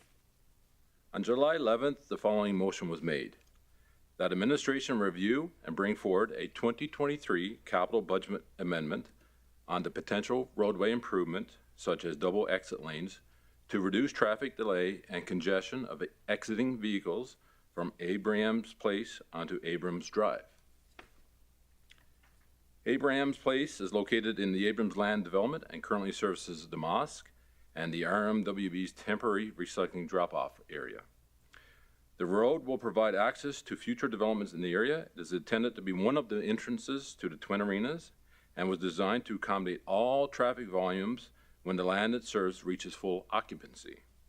The intersection is under two-way yield control on the streets and side street, which is Abrams Place, and the opposite no-named road. Yellow arrows illustrate paths of egress from the mosque to other areas of town, as well as the current intersection control. Prior to the motion, inquiries were made by representatives of the mosque requesting solutions to reduce delays. Since the inquiry, administration has undertaken the following: traffic volume counts, which is the counting of the number of vehicles passing through a road over a period of time. These counts were performed on the following dates at the listed locations: July 27, 2023 till July 3rd, 2023 at Abram Drive and Thickwood Boulevard. September 22nd, 2023 at Abram Place and Abram Drive, as well as September 22nd, 2023 at Abram Drive and Thickwood Boulevard. Peak traffic flows can be seen here and typically lasts approximately 2 p.m. to 2:25 p.m. The green represents light-duty vehicles, including motorcycles, and the red is heavy-duty vehicles. Field observations is a quantitative research method that helps to gain an inside view of the concerns and the setting. In this manner, traffic flow was observed and recorded leaving the mosque parking lot by departmental staff. On July 14, 2023, traffic began exiting at 2:02 and finished at 2:28, which is 26 minutes. On September 22nd, 2023, traffic began exiting at 2:12 and finished at 2:30, which is 18 minutes. And then again on October 20th, traffic began exiting at 1:59 and finished at 2:23, which is 24 minutes. Approximately 390 vehicles left the mosque parking lot and turned right onto Abrams Drive with very little delay. Wait times during these observations were not unreasonable. It was essentially free-flowing in one lane of traffic with the occasional wait for a vehicle to pass on Abrams Drive. Amongst traffic engineers, the universal method of measuring the degree of congestion at an intersection is called the level of service criteria. It is a table that rates the level of service from A to F, depending on the average control delay, A being essentially free-flowing and F is extremely congested. The average control delay is measured by seconds per vehicle. The average control delay at Abrams Place and Abrams Drive intersection was 3.7 seconds per vehicle, and using the level of service for on-signalized intersections criteria, this intersection received a rating of A, which is the highest achievable rating possible. There was a small amount of congestion observed at the intersection of Abrams Drive and Thickwood Boulevard. Our traffic team made some adjustments to signal timing at that intersection. A study was completed after the changes, and no vehicles were required to wait longer than the initial red phase. In traffic terms, this would be considered to have no excessive delay. The double exit lane. The image on the right shows a preliminary sketch.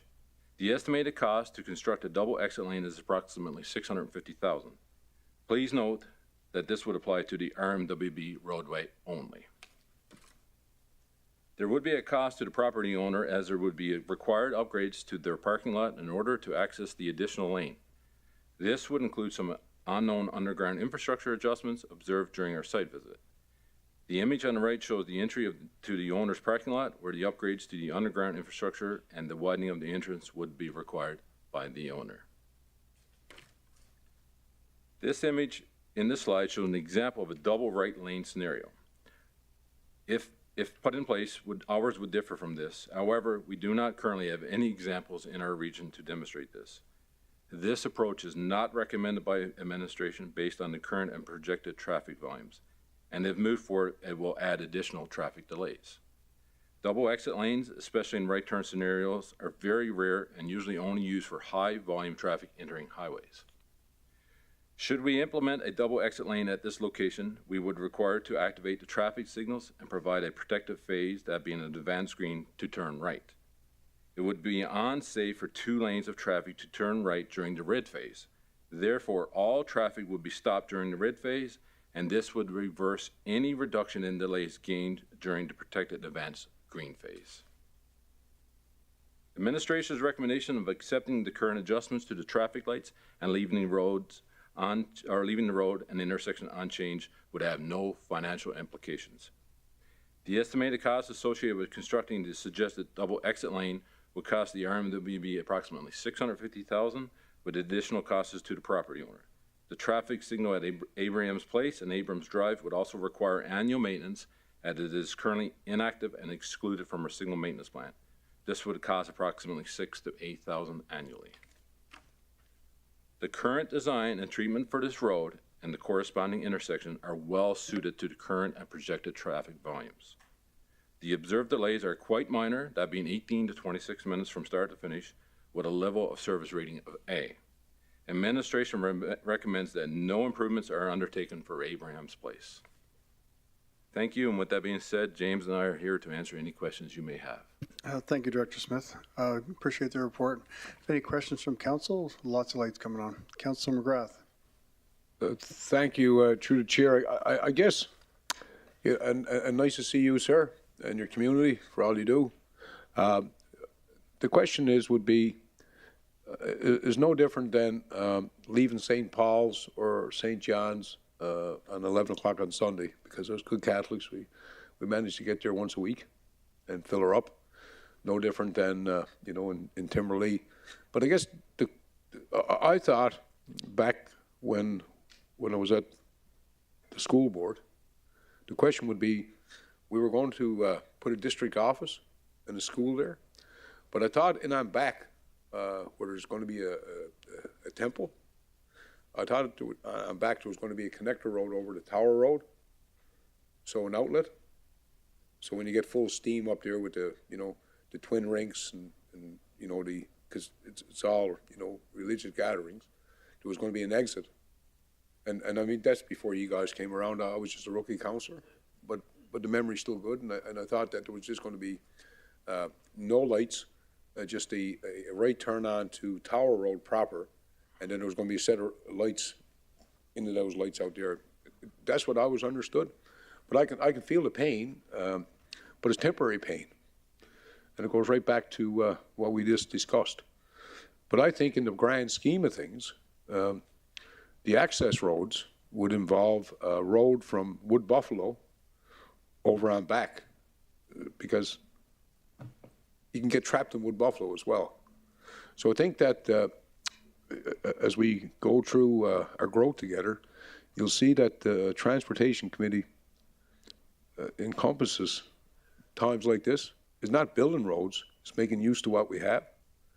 And I know we built great things, and you know, patience sometimes after a church gathering or a gathering, it takes time. Even at McAllen, the way, you know, we box ourselves in down there, you could be an hour getting off the island after a concert. It's just the way life goes. And if we stuck another road there, and this is not to put these guys down, I think that we need to think outside the box. We need another road, but not the road that we already got. We need to build a road that we can get people out of Wood Buffalo if something happens on Real Martin Drive. But also at the same time, we could flow the traffic across. Like, I'm not an engineer, but boy, we built a lot of roads, you know. And the flow is easy because we have lots of land. And I think that as we go through the budget cycle, you know, it's $650 to the naked eye, but by the time you get finished, the brothers and sisters here will be on the hook for another $500-600. Councillor McGrath, I agree with so what the you're question, saying, yeah, but the just question in there. Yeah, so the question is, sorry, thank you, Mr. Mayor. I'm not fooling around with you. The question is, in the whole land development, when it's built out, would that road still be going on back of the temple and the arena when it's built? Through the chair to Councillor McGrath, we would definitely have to look at the concept plans for Abrams development. At this point in time, I do not know if it's the plan for that road to be built that would connect to Tower Road. But however, in your discussion, you're exactly right. This isn't exactly an event. So we did meet on site with the property owners several times, and we did meet this past Thursday. And they have taken upon themselves that they've split their prayer times so that there would be less congestion in that parking lot. So that's a mechanism that they put in place. And also we had the discussion that, you know, once the Twin Arenas gets in place, maybe there might be an opportunity to connect the two parking lots, and that way then there would be an alternative route to leave the at the Moss parking lot. So there is alternatives in place. However, the way that the development is set up now, 3.7 seconds per car, emptying that parking lot, 400 cars in 18 to 24 minutes, that is ideal. It's difficult to get much better than that. I appreciate that, and I also appreciate how you guys navigate around the community and work with us, you know. Thank you. Thank you, Councillor McGrath. Councillor Weigel. Thank you, Mr. Mayor. Through the chair, thanks for the presentation. I really appreciate it. And really, the information is just so I fully understand it. When you talk about 18 to 26 minutes leaving from start to finish, that means the full congestion is cleared in 18 to 26 minutes, not one car is waiting 18 to 26 minutes to clear. Through the chair, Councillor Weigel, it is 18 to 26 minutes for that parking lot to completely empty. Okay. Thank you. Thank you, Councillor Weigel. Councillor Ball. Thank you, through the chair. I guess I got a question about the way the road was built. I'm not sure that you're fully aware of it or not, but so when that subdivision was developed, there was a number of parties that were involved with very large parcels. Each of those parcels all had extremely huge parking lots. Obviously, not everyone has built at this point because the Catholic Church started that development a number of years ago with Deacon Metz, and the current build, is it to the standard to suit the entire subdivision? I believe it is. Is it? Or do you know?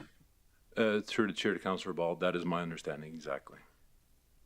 So at that time, it'd be our assumption then that a traffic impact assessment would have been done and it would have been built to that standard, so therefore it meets the needs, as you found out by doing your traffic study. Through the chair to Councillor Ball, you're exactly right. The traffic or the road infrastructure is meant to service Abrams Landing once it's fully developed. Right. And I would assume that if we were to add in, say, the Twin Arena and, of course, the Catholic Church and whatever other properties would get developed over time, that intersection and all the other intersections would still perform as they should. Through the chair to Councillor Ball, you're exactly right. And if you recall, originally it was supposed to be the north side facility, so it would have included Correct. much larger than the Twin Arena, so it would have been capable of that as well.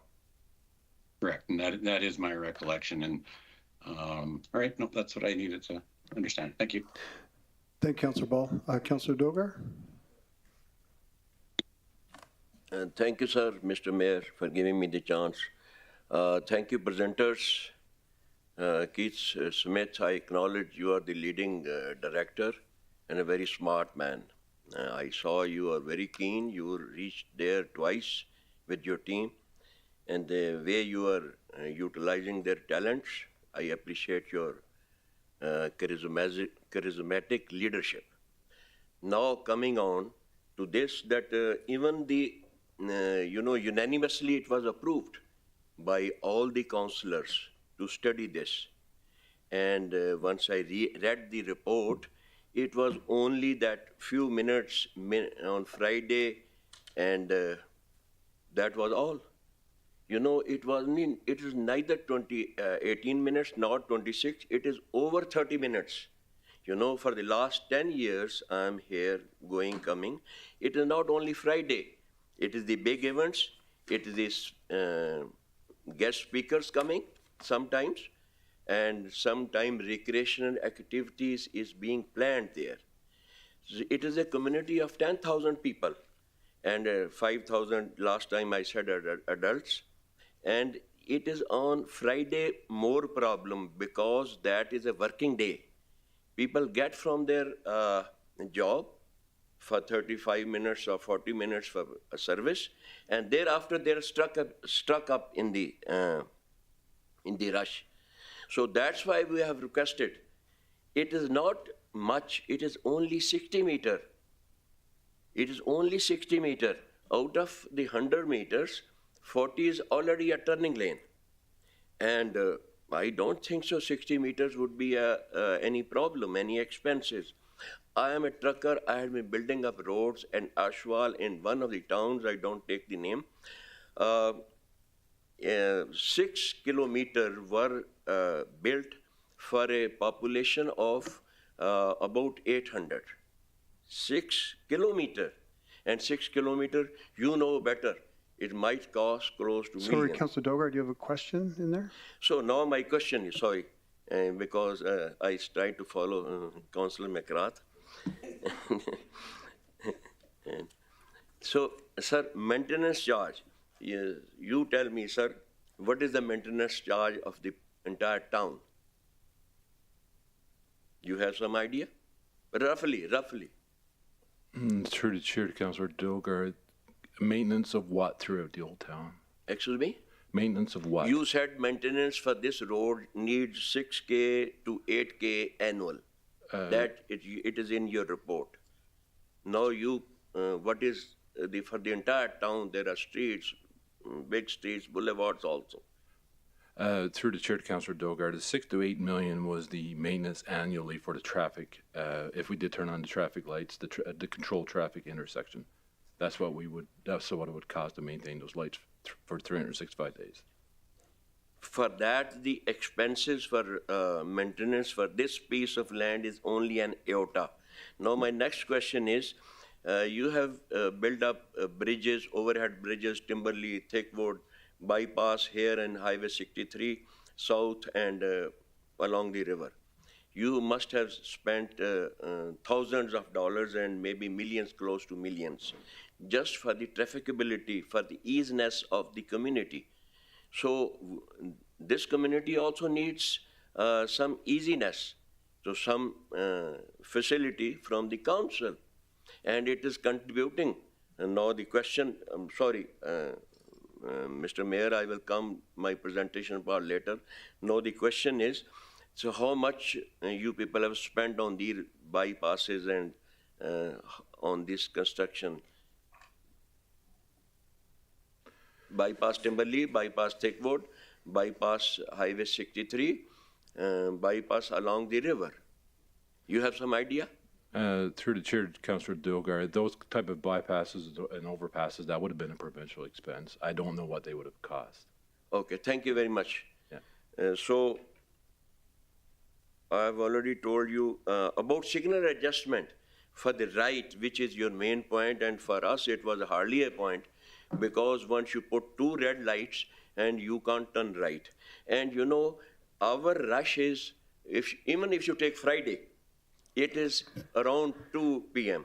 Councillor Dogar, I think I agree with all your points are good. We can use that for debate. I think those are good points for debate, but just right now, just questions for administration, but those are good debate points for later. Okay, these were my questions, sir. We'll discuss once I'll give my point. Thank you very much, Mr. Mayor. Thank you, Councillor Dogar. Councillor Ball? Thank you. Through the chair, I missed one part of my question to you, Director Smith. The dual turning lanes, that would require to be signalized. Is that correct? Through the chair to Councillor Ball, yes. So I guess a follow-up question is, if it was signalized, is there any evidence that it's signalized? Would it be faster than, I believe it's just a free-flowing right now? Through the chair to Councillor Ball. Oh, sorry. Sorry, or would it be in fact slower if it was signalized? Through the chair to Councillor Ball, if we were to double the laneway from the Moss parking lot to that intersection, the vehicles would be able to leave the parking lot sooner. However, you're removing the bottleneck from the parking lot to the intersection. Once that turns red, the minimum it can turn red is 7 seconds. And depending on the traffic estimate, it may be more than that. The vehicles will come to an abrupt stop. So any speed or any time that you got gained from leaving the parking lot will be lost at that intersection. So you wouldn't have free moving, you would have stop and go, stop and go, stop and go. Through the chair to Councillor Ball, exactly. And whereas right now it's free flowing. And I would assume that would probably be equal departure times. So through the chair, your assumption is correct. Yeah. Okay. Thank you. Thank you, Councillor Ball. Councillor Banjoko? Thank you, Mr. Mayor. Thank you for the presentation. In that location, we have a church, a temple, and a mosque. My question is, how much did you do any public engagement, or is it all your report is through your own eyes, or are there any feedback? Because the council passed the motion just like colleague said. So I just wanted to know what level of digging did you do? Through the chair to Councillor Banjoko, public engagement would have been discussions with the mosque ownership, and we did meet with them this past Thursday to give them an opportunity to know what our recommendation was. We did meet on site with Councillor Dogar. There would have been times when our staff would have been in that area. However, it would not have been no public engagement. What we did do is the traffic assessment, the traffic counts did occur from June 27th to July 3rd, which is over a week, to see what kind of traffic was in that area. September 22nd, we also did the volume counts, which would have been on a Friday, which is the highest period during prayer time. And also, when I talked about it, we did do field observations. So the field observations was done during the summer, and we also did them in October to see if the school would have any impact on the flow. Basically, what we're presenting is the facts that we gained. Whether or not you build the double lane is definitely your decision, but our recommendation is to keep it the same as it is right now. The infrastructure that's in place was meant to be in place for that development, and at the end of the day, 3.7 seconds per vehicle is given an A rating.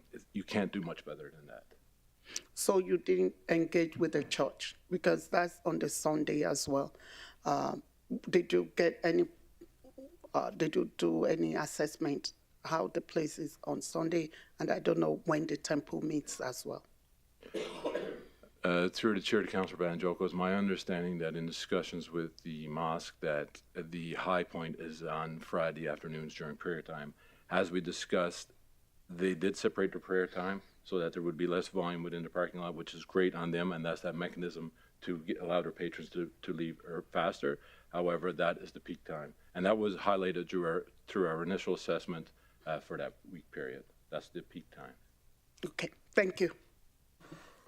Thank you, Councilor Majoko. Do you have any questions from council for administration? Councilor Stroud? Thank you, Mayor Bowman, and thank you for the presentation. So the infrastructure in place is good for that, for Abrams Landing, even with, you know, the new twin arena going in there or whatever is required within that space. It appears that infrastructure is solid for that. Through the chair to Councillor Stroud, the road network that's within Abrams development, Abrams Landing as it's called, was done by the developer and approved by the city so that it can withstand the traffic at all volumes once it's completely built out. Thank you. Thank you, Councilor Stroud. Do you have any other questions from council for administration? I'm not seeing any, so thank you both for all the work you did in putting this together. Thank you. Do you have any delegates for this item?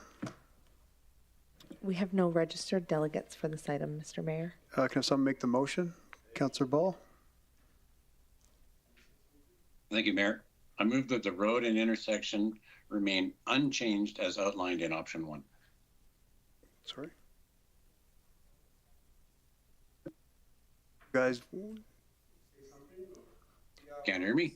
Yeah, sorry, Councilor Ball. There's a gentleman in the audience who would like to speak as delegate.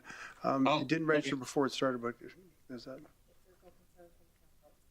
I'll put myself on hold. Okay. Is there any concerns from council that we have presenters that didn't register before we started the item?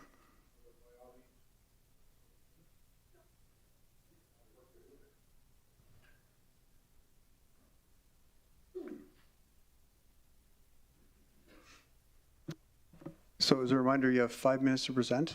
And then if you could just say your name for the record before you start, and then remain seated for questions. Should be a rectangle button right there. Yes, there you go. Hi, my name is Abdulsalam Abdu. I'm the president of Markaz al-Islam from McMurray Islamic Center. Good evening, Councillor, my respected, good evening, Mayor, my respected Councillor. My name is Bashir Igaria. I'm the VP projects. So what we want to say, like, we appreciate the study that was done, and I did speak with them on Thursday last week.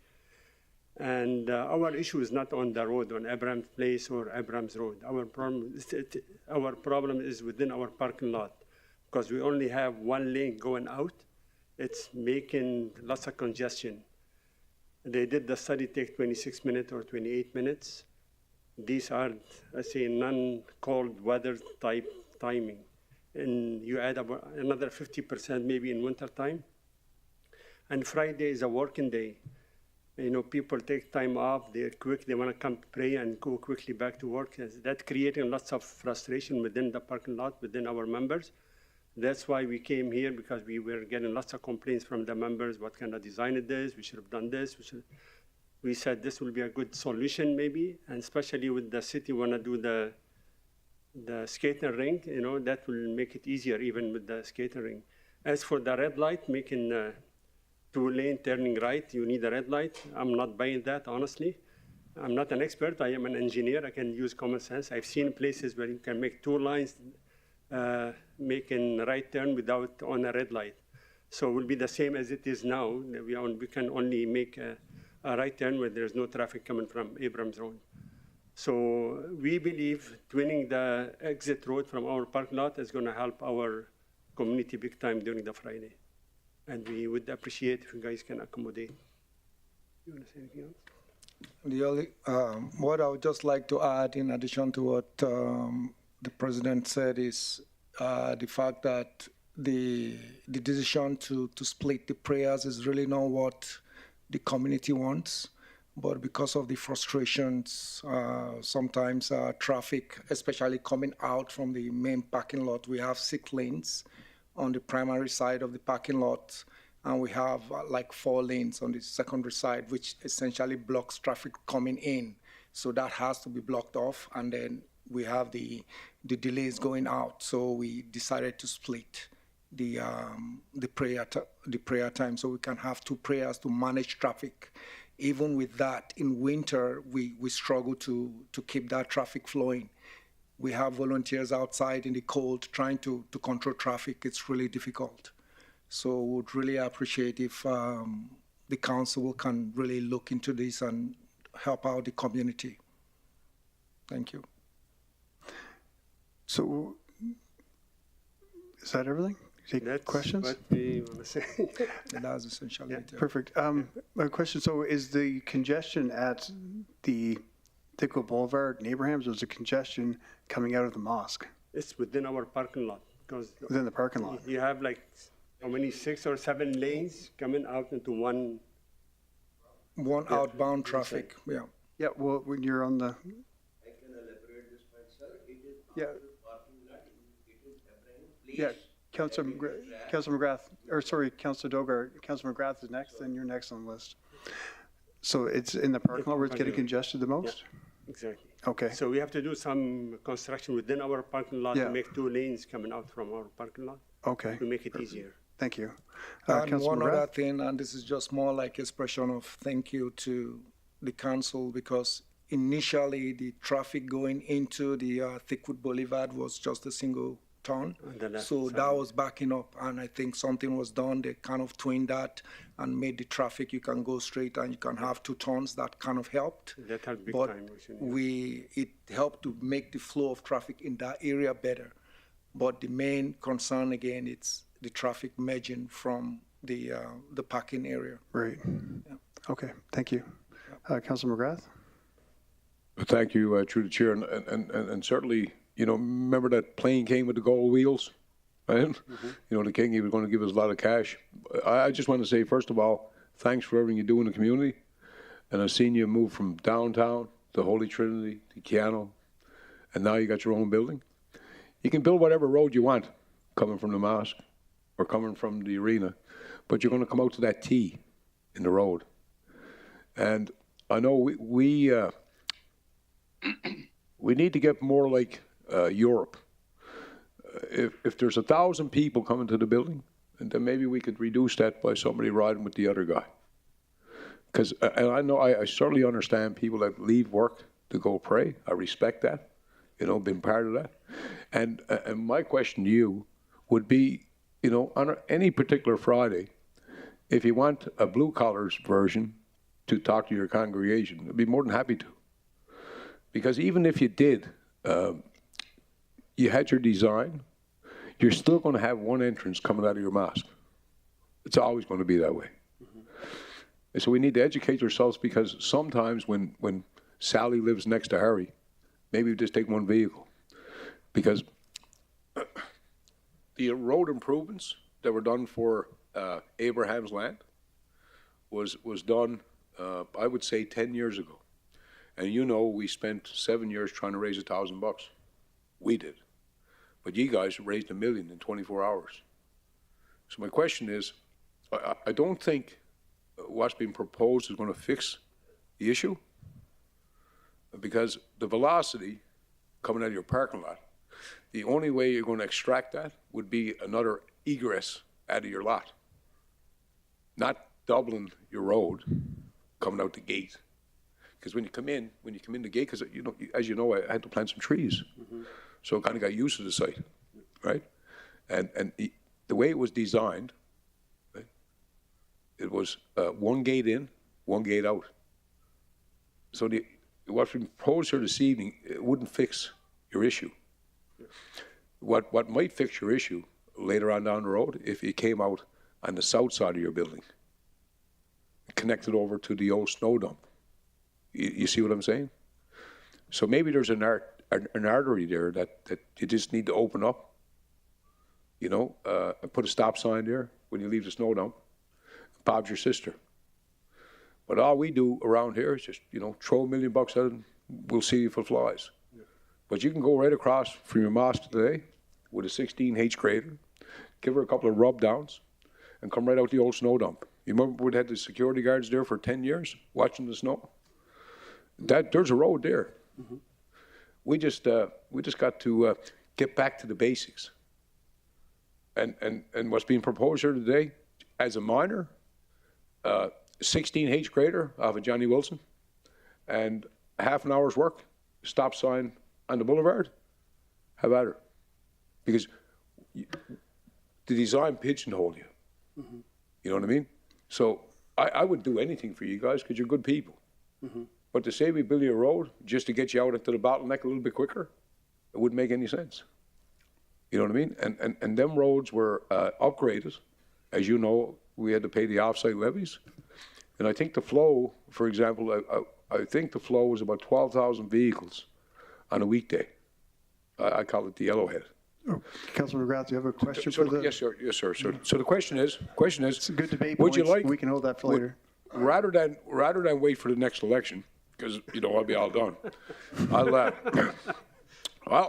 My question is, would it help your community to for us to come and you know hear them, because everybody gets frustrated. But if you take a look back, sometimes we offer a service on a Friday afternoon, talk to the brothers and sisters. They might go home and say, you know, that makes a bit of sense. City's not so bad. They like us. You know what I mean? Because we create this animosity between ourselves. So the question is, Mayor Bowman, anytime, sir, that I could come and help you, I will. You know, and for what it's worth. I'm not always right. We need another exit. Yeah, that's right. and it's there. And it's already there. Look on back at the mosque, and it's all hot. You know, it's hard ground. All we need to do is sit down, and if it takes a couple of days to rough grade it, as you know, sir, I mean, that's what you do every day, I think it'd be done. Not changing your existing exit, making another one out around the building. And that way, everybody else can use it. You know what I mean? And sometimes we need to ride with the brother or sister. Mm-hmm. It's the same way as St. John's. And Holy Trinity. Go to Holy Trinity and try to get out of that parking lot on 3 o'clock. We have built a community where, buddy, we need it all. You know what I mean? But anyways, my question is, Mayor Bowman, anytime, sir, that I could come and talk to your congregation. You're welcome anytime. I know I'm welcome, but I want to come talk to you about your road. Sure. You know what I mean? Thank you, and thanks for everything you do, sir, and I mean that very sincerely. We used to pray at Holy Trinity, and we didn't have the issue we're having today. I was there. Yeah. Because there is multiple exits from Holy Trinity. Because it has 2 outs. Eh? Thank you, Councillor McGrath. Councillor Dogar? Thank you, sir. I just want to tell you, the last time you approved it and there was a video and I put it on the WhatsApp of my community. People were extremely thankful to you, and still we want that we remain thankful. I just want to explain a little bit. Getting out of the parking lot, then for 60 meters, there is that small street you can call Ibrahim Place. And once we cross that and then turn right, then our problem finished. Then there are 2 lanes and then we can get out.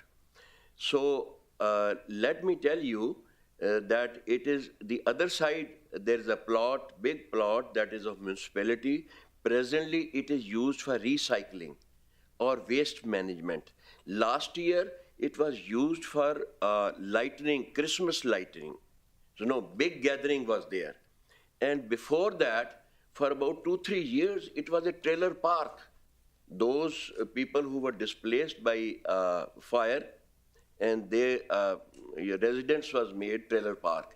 So that is, after next year it will be twin arena there. So that is also used, that road is quite used. Not that other side is blank, it's not blank. So certainly we need to be helped. We never ask for any of the facilities or any, once we compare it, that for about 400, 300 people, millions was spent. And for about 600 people. All good points, Councillor Dogar, but do you have a question for the presenters? No, presenter, but I am giving my point of view. Yeah, you can, you have good debate points. But we'll be debating after we have the motion. So right now, we don't have a motion on the floor. So right now, it's just time for question for the presenter. My debate points are finished. No, it's not debate time yet, though. That's what I'm trying to say. Yeah, you and Keith just sit over there. My mentor has... Yeah, and I just... So if you don't have a question, you can use debate points later. Okay, thank you very much, sir. Yeah. Thank you, Councillor Dogar. Councillor Benjoko? Thank you, Mayor Bowman, and thank you, gentlemen, for coming to clarify. For me, I think it's clearer that you're talking about the parking lot, and that makes it clearer. And I don't know if it's okay to throw the question or to confirm that all the analysis was done in relation to the ask. Right now, it's just questions for the two presenters. After we make a motion and after that's done, you can ask questions of administration again. Okay. All right, but thank you for clarifying this space that you're talking about. I think I get it clearer now. Okay, thank you, Councillor Benjoko. Councillor McGrath, you have a question? Yes, through the chair, just how good I learned, Mayor.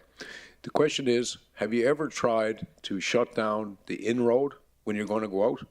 Bring the traffic in, and then on the way out, shut it down and just have out traffic. You know what I mean? Because you're only using the one lane. We talked about it then. Try it. You know what I mean? Try it. Like, just try it. This is a public road. I don't think it's our say to shut one lane. So, sir, I'm not asking for anything unsafe. What I'm saying is, try it. Try it. Have a dedicated traffic controller, after the mosque does their prayer, use those 2 lanes that you have today, what they're proposing building, and use that as your exit, right? And that will tell you, if we built that road, you'd be still left with the same thing, but it won't cost us a nickel. The only thing it might cost some people a little bit of pride. You know what I mean? And there's nothing better learning than my mistakes. Because, I'll give you an example. 97th Street in Edmonton, Bemley Hill in Edmonton. When the velocity uptakes, they shut down the road and they put an X. So the traffic only flows that way, just because of those peak hours, because we don't have the cash. You know what I mean? But I would say, with our administration, I guess the question would be, if you ask administration, they'll work with you. And we could probably take a few security guards off of that snow dump on Tower Road in the summertime and use them. Because all you want to do is traffic patrol. That's it, for an hour. But you'll see that is almost like taking the horse out of a barn, but still leaving the barn behind you. But I would try that because it's free. You know what I mean? Thank you, Councillor McGrath. Thank you. Do you have any other questions from council for the presenters? I'm not seeing any, so thank you, gentlemen. Okay, thank you. Now, could someone make the motion? Councillor Ball? Okay, we'll try this again. I move that the road, I move that the road and intersection remain unchanged as outlined in option 1. Thank you. Have someone second that motion? Councillor Grandison? Thank you, sir. I second the motion. Now, are there any debate points of discussion from council now? Councillor Benjoko? Thank you, Mayor Bowman. I just wanted to confirm with Director Kate if the analysis was done in line with the ask of the gentleman. Is it, because I did not, sorry, trying to turn. So all the analysis and feedback is for the parking lot of the mosque? Because I was thinking of the main road, so I just wanted to confirm the main Abraham Road. Through the chair to Councillor Banjoko, the traffic volume counts, the impact assessment that we did was, like I said before, from June 27th to June 3rd, and that was at Abram Drive and Thickwood Boulevard. As well, we did that at September 22nd at Abram Place and Abram Drive, and September 22nd again at Abram Drive and Thickwood Boulevard. Now, when I talked about the observations, we were at the parking lot, we were watching the vehicles from the time they started to leave until the time the last one left. So that was the timing. So 390 vehicles, roughly 400 vehicles, anywhere from 18 to 26 minutes. Okay, thank you. So then that means the cost analysis was done for a different place than the place where the mosque is asking for the work to be done? Through the chair to Councillor Banjoko, they're asking for the doubling of Abrams Place. That's where you leave the mosque parking lot, you drive along Abrams Place, which is roughly 155 meters. You turn right onto Abrams Drive, which is probably another 300 or 400 meters to Thickwood. Now, based upon the studies that we did, that's exactly what we did. We changed the intersection timing at Thickwood and Abrams Drive to prolong the green light turning right or turning straight at that peak time. And that's what alleviated some of that congestion, that minor delay that the president mentioned earlier. So that's the timing change that was done. Oh, okay, thank you. I'm not talking about the time now. I'm talking about the cost. The $650,000, is it for Abraham Place or for the mosque parking lot area? Through the chair to Councillor Banjoko, the $650,000 is to double the lane for Abram Place. Any improvement that's done on the parking lot, that's private property, that would be up to the owner to do that. Oh, okay, thank you. Thank you. Thank you, Councillor Banjoko. Councillor Dogar. Thank you very much, sir.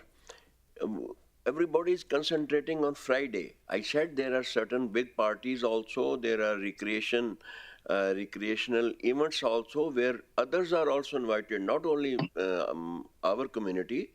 It is open to other communities also, and that should also be seen from that point of view. And it is only about 60 meters which has to be made. And please, I would request my colleagues also, what all is done in different communities. I appreciate those councillors who made their communities safer and comfortable and provided them relief. So this community also expects your love and affection. Thank you. Thank you, Councillor Dogar. Councillor Ball. Thank you. Through the chair, I can appreciate where Councillor Dogar is coming from, but are we going to change Hymanson because there's a traffic jam leaving an oil barons game? I mean, it's obvious that traffic congestion starts in a parking lot because that's where all the cars are. They have to get out of the parking lot. I mean, it's kind of like a water balloon. You got a giant water balloon full of water. The water's all got to come out where? The spout. So it is what it is. There's always going to be some congestion relative to gatherings. I don't know if anybody's driven down Dickens Drive at 8 o'clock in the morning or 8:30 in the morning, but try and get through there with all the schools. I mean, congestion is congestion, and I can't see us making a significant engineering change when it seems to be demonstrated that the change won't make any difference.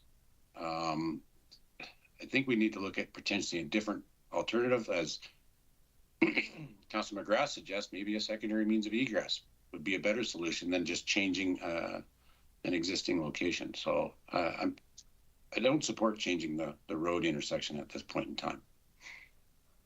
Thank you, Councillor Ball. Councillor McGrath. Thank you, through the chair, and just I guess to a bit of a debate for Councillor Dogar. Most times people just complain about stuff and they never got a solution.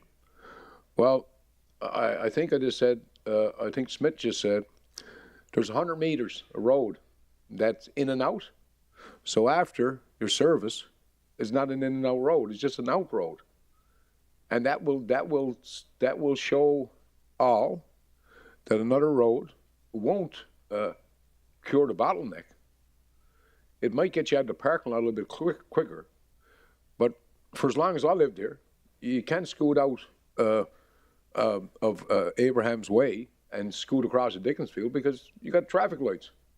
Last time I checked, not a free flow, right? So we have an option. All we have to do is work with administration, and after the service, try it for a month.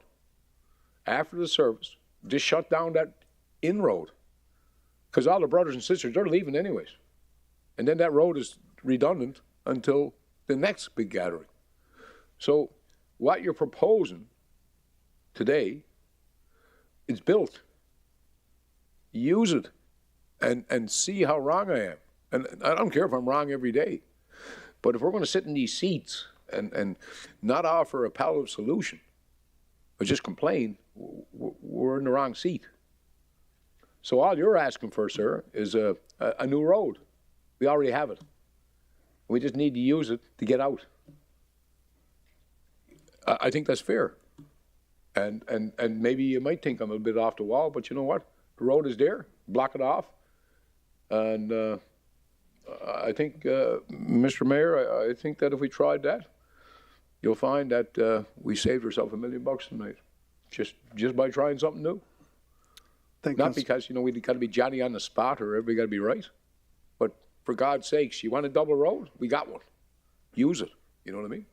And I think that you have enough. I work with enough of you fellas out on site, pretty smart people. Just 10 minutes before the service ends, then we just stop that traffic from going in and check it out, and just make a double turn on that. I call it the bone road, you know, because it is a dog bone out to the main artery. Thank you, Councillor McGrath. Councillor Dogar. Thank you, Mr. Mayor. I just want to reply my honorable colleagues, my mentor, Mr. McGrath.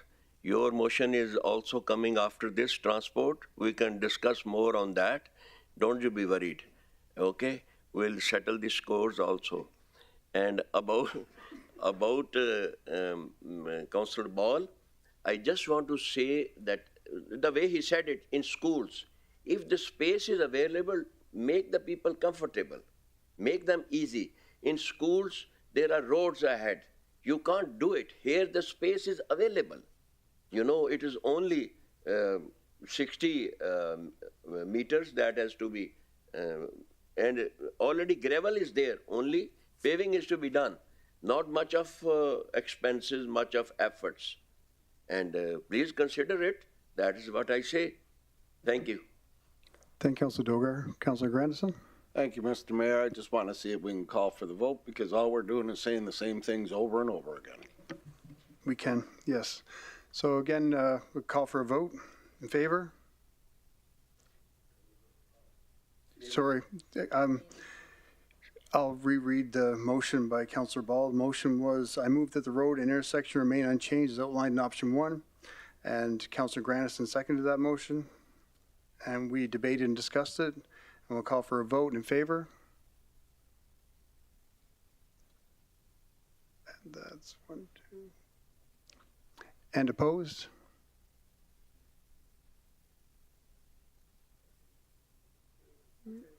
That's carried with 3 opposed. Thank you. And thank you, everyone. Everyone take a 5-minute break so we can see which directors can go home right now.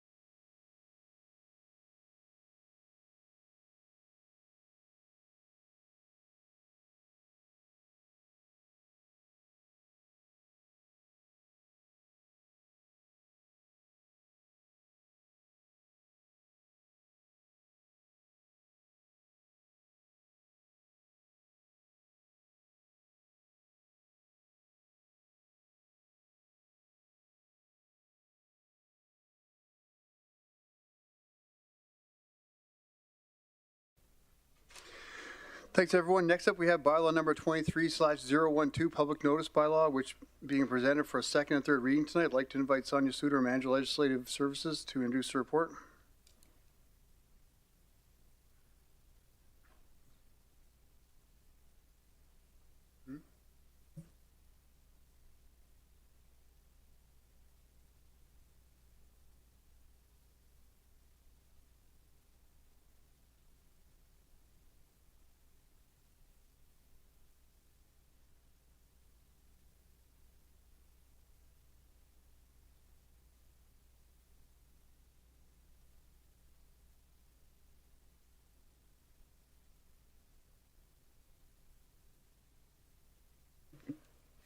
Good evening, Council. My name is Sonia Suter, Manager with Legislative Services.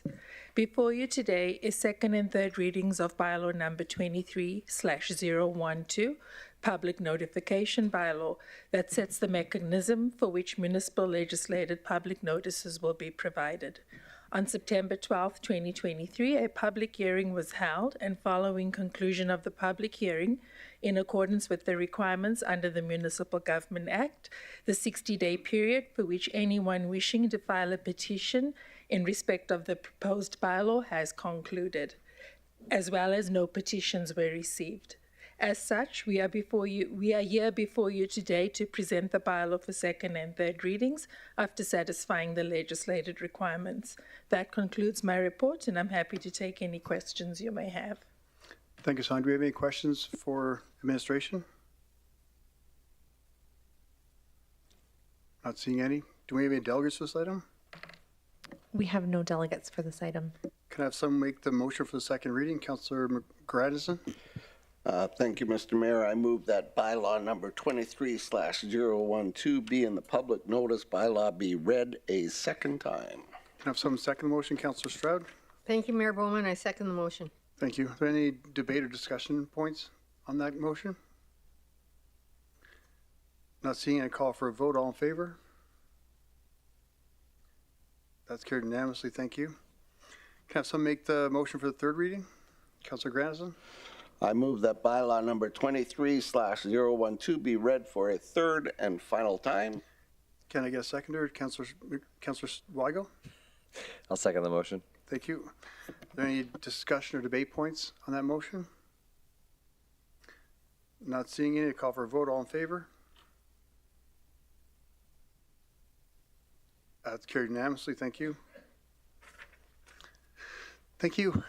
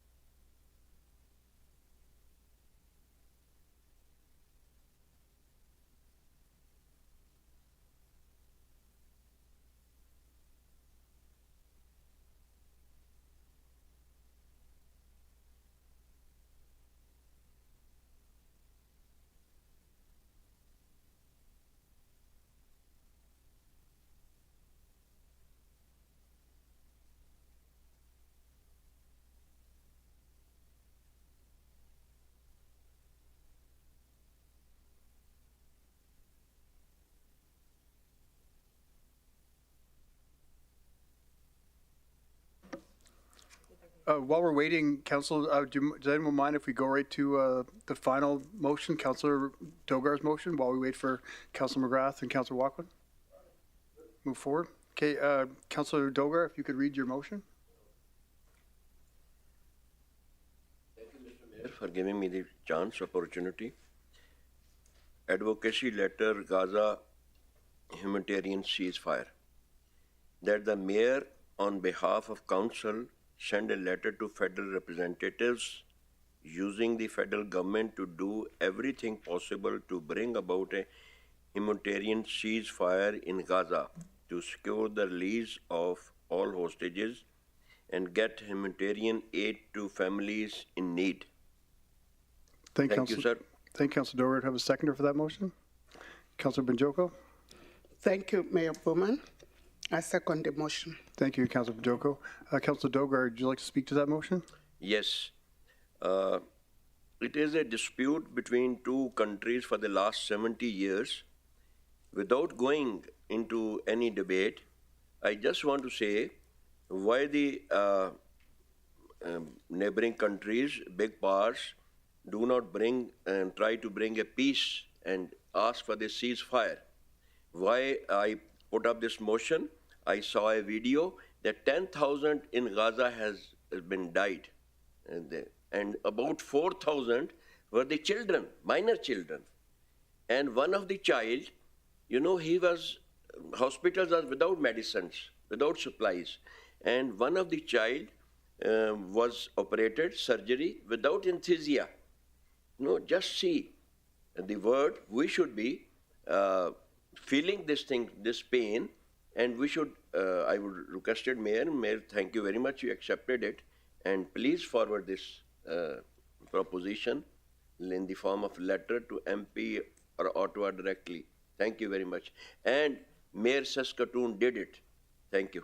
Thank you, Councillor Dogar. Does anybody have any questions for Councillor Dogar? Not seeing any. Do we have any delegates? And again, if you just state your name for the record, you have 5 minutes.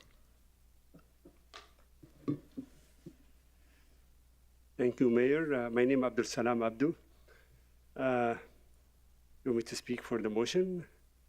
As you know, there was this horrific attack by Hamas on October 7, and as a reaction to that, Israel started heavy bombardment of Gaza. The people who are suffering are not the fighters, they're not Hamas fighters. The majority of the people who are getting killed are civilians, and the majority of the civilians are children. It's very sad to see infants, premature babies. They have no electricity to keep them warm, no water, no food, So this is very difficult situation, especially with our community here. We have lots of Muslims, members of our community. They're Palestinians, and they have friends and relatives there. And we have rallies every week just to raise awareness to the community. But what we don't understand, how the federal government or the Prime Minister cannot even issue a statement asking for a ceasefire after 38 days of bombardment. Like half the houses in Gaza are destroyed. And the people were asked to move to the south. Even to the south, they were being bombarded on the way or in the south. There is no place for them to be safe. And we're not even asking for a ceasefire. Like, we're not asking to support Hamas or support Palestine or anything. We're asking for a ceasefire to stop the killing of humans and children and women and elders. So we would really appreciate. There's other municipalities in Canada. They already took the initiative and issued, a letter to the Prime Minister asking him for a ceasefire. We would appreciate if you do the same here.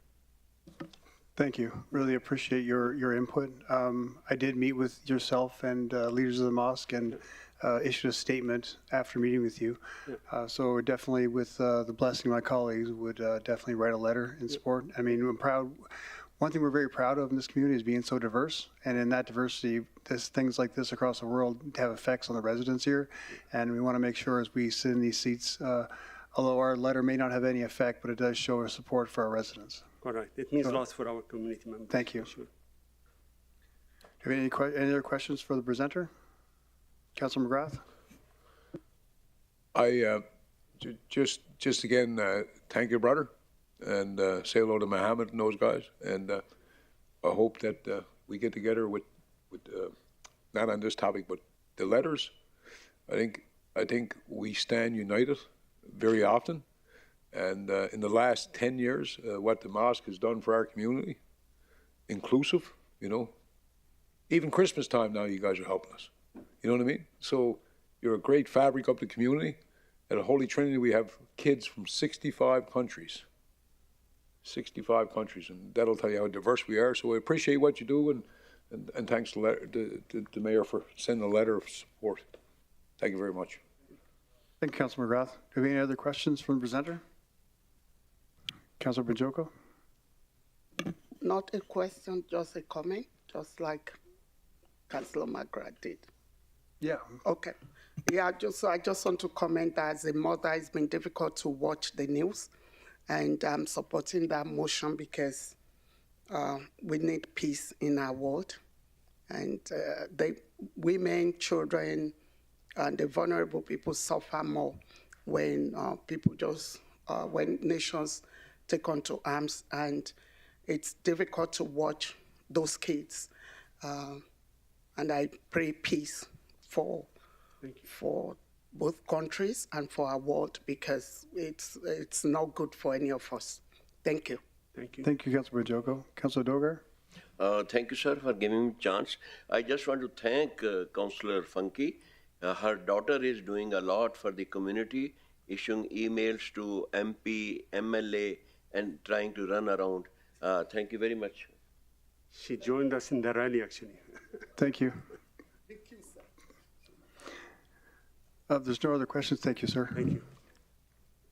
And I'll call for a vote. All in favor? And that's carried unanimously. Thank you.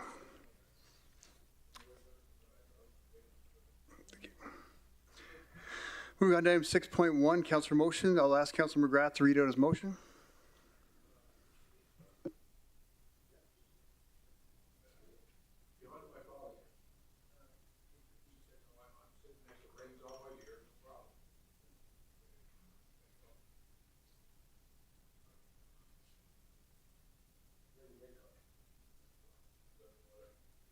Moved over here. I'm going to be something smart this time next year.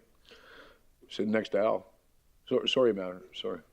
So the motion, I move that administration be directed to review and bring forward a bylaw or bylaw amendments that allow for withholding access to municipal utility services where there is a history of unpaid amounts owing for these services, including the landfill. Thank you, Councillor McGrath. Can someone second that motion? Councillor Weigel? I'll second the motion. Thank you. Councillor McGrath, you want to speak to your motion now? Sure, because you know I love to talk. I'm going to keep it simple because Lance is over there giving me one of those 2013 looks. I guess quite simply, the community is a blue-collar community, and I think that being a contractor for over 41 years, to keep things competitive, you need to keep things transparent. And the city takes in revenue from taxes, from services. And I've been here long enough to know that, for example, we were shocked that we were getting our garbage barrels for free. And then, you know, when that elected officials left, the community got this big jump, a bill they'd never seen. So, take it back to business. Lance owns Oscar and I owned Danny. Well, we both competing on a job, but we need a service of the city. I put that in my bid, and Lance don't because he's not going to pay the city. But he can still go do his business. So the heart of this motion is, if you're not paying your bills at the city shouldn't be allowed, or council, and to be fair to the rest of the residents in the business community, if you don't pay for the service, you can't get the service. You know what I mean? So if you're upside down with an invoice and you just keep on going for a year or two, and all of a sudden you owe, $2 million, but you're still doing business, it's not fair. So I think, like, being good stewards and good business people, you pay your bills. I mean, if I don't pay the Royal Bank, they're going to take everything from me. That's why I got to work. That's why I got to put up with you guys.